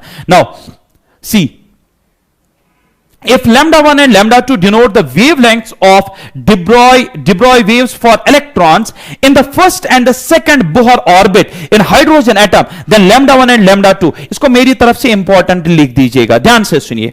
ये आपके पास हाइड्रोजन एटम है, ये है बेटा शेल, ऐसे शेल्स हैं बेटा, ठीक है। lambda 1 and de Broglie wavelengths for electrons first and और the hydrogen, ठीक है। बुरा बेटे, अगर इलेक्ट्रॉन यहां पे है और फिर इलेक्ट्रॉन यहां पे, यानी पहले शेल नंबर 1 में फिर शेल नंबर 2 में, ठीक है, शेल नंबर 2 में, तो यहां पे इसकी जो वेवलेंथ होगी, लेट्स सपोज लैम्डा 1, यहां पे जो इसकी de Broglie वेवलेंथ होगी, क्योंकि आपको पता है बड़ा शॉर्डिंजर जो है वो ये प्रूव करके देता है कि ये इलेक्ट्रॉन असल में वहां पे एक पार्टिकल नहीं है, एक वेव है। और आपको ये भी पता होना चाहिए कि ये वो वेव है। कल का लेक्चर देखिए, आपको इसका और ज्यादा कॉन्टेक्स्ट मिलेगा जो सेटिस्फाई करेगा 2πr is equal to 2πr, मतलब द सर्कमफ्रेंस। अगर सर्कमफ्रेंस ऑफ द जो ये सर्कल बनेगा जिसमें घूम रहा है, जब तक ना वो कंस्ट्रक्टिव इंटरफ्रेंस दिखाएगा तब तक इलेक्ट्रॉन पॉसिबल नहीं है। ये this equation comes from the angular momentum is conserved, this comes from the Bohr's law, rather Bohr's law comes from this equation. तो हम उल्टा अब कहते हैं, but actually Bohr's law that angular momentum is quantized, जब पूछा गया क्यों, उसके पास आंसर नहीं था। बाद में पता चला दैट असल में 2πr is equal to n lambda. ये मैंने कल भी आपको एक क्वेश्चन करवाया था बेटे, कल के लेक्चर में देखिएगा, वेव ऑप्टिक्स जिसमें डील होती थी, you remember that, angular momentum कहां से आया। सो बेटे ये वही कॉन्सेप्ट है, तो ध्यान से देखिएगा। अब क्या स्टूडेंट्स करते हैं, स्टूडेंट्स क्या करेंगे बेटा, यहां पे उनको वेवलेंथ का ये देखना है, रेशियो देखना है। तो वो कहेंगे, जिसको ये याद है तो वो कहेगा lambda is directly proportional to r, तो lambda 1 by lambda 2 is equal to r1 by r2, उसके हिसाब से ये है। तो ध्यान से सुनिएगा बेटा, try to understand the point. It is 2π, यहां पे r जो है बेटे आपको पता है रेडियस होता है r0 n square by z is equal to n lambda. तो अगर मैं लैम्डा और n यानी शेल्स को रिलेट करूं, वेवलेंथ एंड शेल नंबर को रिलेट करूं, एक n और एक n कटेगा। So lambda is directly proportional to n here, lambda is directly proportional. जो स्टूडेंट यहीं पे ऐसा कर देगा, 2πr को कांस्टेंट कर देगा और लिखेगा बेटा lambda is inversely proportional to n, बेटा उसने गलत कर दिया। आपको पहले r को एलिमिनेट, क्योंकि r भी तो वेरी हो रहा है, तो बेटा r जब आपने in terms of r0, now r0 is a constant 0.529, बेटा याद रखिएगा it's constant. So lambda is directly proportional to n। अब बताइए बेटा, लैम्डा 1 तो शैल नंबर 1 यहां पे आ जाएगा एंड लैम्डा 2 शैल नंबर 2 आ जाएगा। दो को डिवाइड करिए, बीच में इक्वलिटी आएगी, 1:2 is the answer, 1/2 is the answer. Option number second correct बेटा, डन। Is this clear? तो कैसे आपको लैम्डा रिलेट करना है विद एन, तो जिन स्टूडेंट्स को ये याद है, बस इतना याद है, वो एन को नीचे लाएंगे, कहेंगे सर लैम्डा इज इनवर्सली, उनको आंसर मिलेगा 2:1 जो कि पहला आंसर है। बट वो गलत है बेटे, क्योंकि आपको आर बी तो वेरी हो रहा है, तो इसको आप पहले सॉल्व करेंगे फिर आंसर देंगे। Now, moving to next numerical, what the numerical says, a particle of mass m at rest decays into two masses m1 and m2 with non-zero velocities. The ratio of de Broglie wavelengths of the particles lambda 1 and lambda 2, lambda 1 is to lambda 2 is, ध्यान से सुनिएगा बेटा, आपके पास एक particle है जो कि रेस्ट पे, वेरी गुड, इसका मास m है, ये ब्रेक हो जाता है, ये ब्रेक हो जाता है, कितने पार्टिकल्स में? दो पार्टिकल्स में। लेट्स सपोज इसका मास m1, दूसरे पार्टिकल का मास m2, moving with non zero velocities, let's suppose इसकी वेलोसिटी v1, इसकी बेटा velocity v2। The ratio of de Broglie wavelengths of the particles, जब ये पार्टिकल चलेंगे तो इनमें वेव नेचर आएगा, तो de Broglie wavelength लैम्डा 1 अगर इसके साथ एसोसिएटेड है, इसके साथ एसोसिएटेड है, तो आपको बताना है रेशियो। तो बेटा बहुत आसान है, कंजर्वेशन ऑफ मोमेंटम, क्योंकि एक्सटर्नल फोर्स है नहीं, momentum is conserved, initial momentum is 0, final momentum m1 v1 minus, क्योंकि बेटा अगर ये वाली डायरेक्शन पॉजिटिव तो ये नेगेटिव, आपको होता है कंजर्वेशन ऑफ मोमेंटम में जो दो पार्टिकल्स होते हैं वो दो डिफरेंट डायरेक्शन में जाते हैं, तभी तो बेटा इनिशियल मोमेंटम 0 आएगा। So it is m2 v2, बात सही है कि नहीं? m1 v1 आ जाएगा, m1 v1 is equal to m2 v2। अब m1 v1 क्या हुआ? Momentum of first particle is equal to momentum of second. अब बेटा मुझे बताइए लैम्डा किसके बराबर हुआ? h by p। So lambda is inversely proportional to momentum, lambda is inversely proportional to momentum, तो lambda 1 divided by lambda 2 is equal to p2 by p1। लेकिन आपने प्रूव किया कि मोमेंटम बराबर, अगर मोमेंटम बेटा बराबर है so the ratio will be equal to 1, so option number 3 is correct. The ratio will come equal to 1:1, बेटा ये इसका आंसर आएगा। बहुत आसान, आगे चलिए बेटा।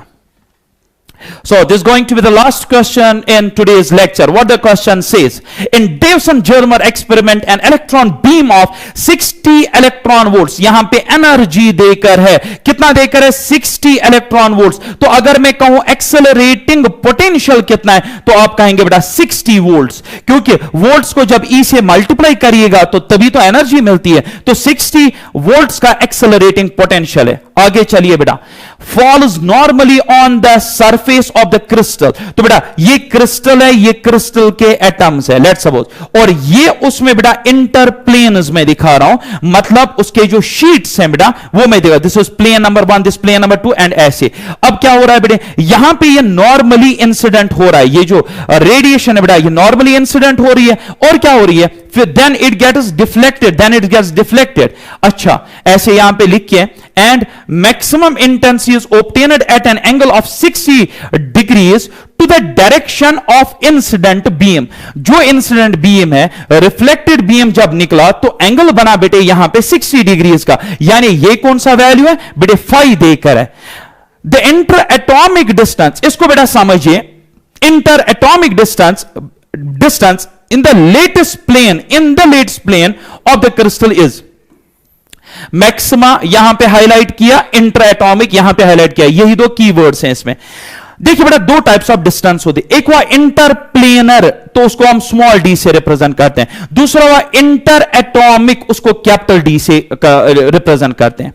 इन टर्म्स ऑफ इंटर एटॉमिक हमारे पास है बेटा formula d sin phi is equal to n lambda, क्योंकि ये मैक्सिमा कह रहा है तो मैक्सिमा के लिए आप n लेंगे बेटा। आप इसको बेटा ध्यान से सुनिए, इन Davison-Germer experiment an electron beam of 60 electron volt energy falls normally to the surface of the crystal and maxima intensity is obtained at an angle of 60 degrees to the direction of incident beam. The interatomic distance in the latest plane is, तो बेटा आपको क्या करना है यहां पे, जब आप इंटर एटॉमिक डिस्टेंस लेंगे बेटा, बिटवीन इंटर एटॉमिक मतलब वो पार्टिकल और पार्टिकल के बीच में, न कि प्लेन्स के बीच में, तो आपको यहां पे डी लेना है, क्योंकि ये मैक्सिमा कह रहा है, आप यहां पे n इज इक्वल टू 1 लेंगे, प्लेन नंबर फर्स्ट के लिए लेंगे, तो डी आपको निकालना है, डी निकालना है साइन ऑफ बेटा यहां पे किस एंगल पे, what is the deflection angle, that 60 degrees, so sine of 60 हुआ √3/2, √3/2, ठीक है बेटे। sorry beta, it is root 3 by 2. Now the question says it's root 3 by 2 is equal to n lambda, n यहां पे आपने 1 डालना है, lambda वेवलेंथ. अब वेवलेंथ कहां से लाएंगे बेटा, ये आपको समझना है. आपने क्या चीज यूज की, आपने इलेक्ट्रॉन बीम को यूज किया. अब इलेक्ट्रॉन बीम की जो वेवलेंथ होती है, क्योंकि पोटेंशियल आपको एक्सेलरेटिंग पता है, it's 12.27 divided by root of v, तो बेटा वो आप यहां पे यूज करेंगे 12.27 divided by root of v. बेटा ये आपको यहां पे यूज करना है और यहां से ही आपको d निकलेगा. बेटा ये आपके लिए असाइनमेंट है, just solve this now. Root 3 by 2 इधर ले जाइए, रूट ऑफ v का बेटा वैल्यू डाल दीजिए और देखिए बेटा आपका आंसर क्या आएगा. एंड जहां तक मुझे लगता है बेटा इसका आंसर जो है 1.8 एंगस्ट्रॉम्स के आसपास आएगा. उसका एक सिंपल सा रीजन देता हूं. 2 मल्टीप्लाई होगा, रूट 3 नीचे लाइए, 3 को अंदर लाइए, वोल्टेज आपका 60 है, 3 6 हुआ 18, रूट ऑफ 180 है बेटा, root of 180 12.27 divided by root of 180, वो बेटा 12.27 से 12.27 से थोड़ा सा कम निकलेगा, यानी आपका आंसर 1 से ज्यादा आएगा. रीजन क्योंकि 2 भी तो मल्टीप्लाइड है. सो आई थिंक 1 से थोड़ा ज्यादा यहां पे जो मुझे दिख रहा है 18 तो बिल्कुल भी नहीं आएगा, ये तो बहुत कम हुआ. 1 से ज्यादा 2 है, 3.6 और 1.8, क्योंकि थोड़ा सा ज्यादा आएगा. I think 1.8 is the correct. तो बेटा आप इसको चेक करेंगे. सो बेटा these were some important numericals from I put my all experience. बेटा इन न्यूमेरिकल्स को यहां पे लाने के लिए, इनको कंपाइल करने के लिए I put my all experience, right. तो बेटा दिन रात हम एक करते हैं, आपको फायदा हो. आपका जो नीट है इंशाल्लाह उसमें अच्छी एक तो सिलेक्शन नहीं, टॉप में आप आ जाओ. इस तरीके से हम न्यूमेरिकल्स को बेटा यहां पे फ्रेम कर रहे हैं. तो हो बेटा आपका काम है सिर्फ मेहनत करना, ठीक है. हम दिखाएंगे आएगा क्या हम पे, आपको सिर्फ इस पे बेटा वर्कआउट करना है, नथिंग एल्स, ठीक है. तो बेटा आपका सिर्फ अब 1 मंथ रह गया और वो भी थोड़ा सा कम ही. तो बेटा अब इस टाइम क्या करना है, मैं आपको एक सिंपल स्ट्रेटजी बताता हूं. आपका पैटर्न अब ऐसा रहना चाहिए, यू हैव 30 डेज, राइट. तो बेटा 1 day and 1 chapter of each you have 3 books, यानी आपकी फिजिक्स का 1 चैप्टर, बायो का 1 और केमिस्ट्री का 1 दिन में आपका हो जाना चाहिए. वो ऐसे नहीं होता है बेटे, जब तक ना आप उसके साथ ये चीजें आप जो है साथ साथ लेकर चलेंगे. तो अगर आप ऐसा करते हैं, दैट मीन्स इन 30 डेज आपने हर एक बुक के 30 चैप्टर्स कवर किए होंगे. और आपको अच्छे से पता है कोई भी ऐसी बुक नहीं है जिसमें 30 चैप्टर्स से ज्यादा चैप्टर्स हैं. तो आपका क्या होना चाहिए, on the day of exam तीनों बुक्स स्ट्रांग होनी चाहिए, तीनों की जो लेवल है बेटा, जो मतलब उसमें आप ये कह सकते हो होल्ड जो है वो सब में बराबर होना चाहिए. तो बेटा इंशाल्लाह मिलते हैं हम अब नेक्स्ट लेक्चर में, which will be of optics, right. So बेटा थैंक्स.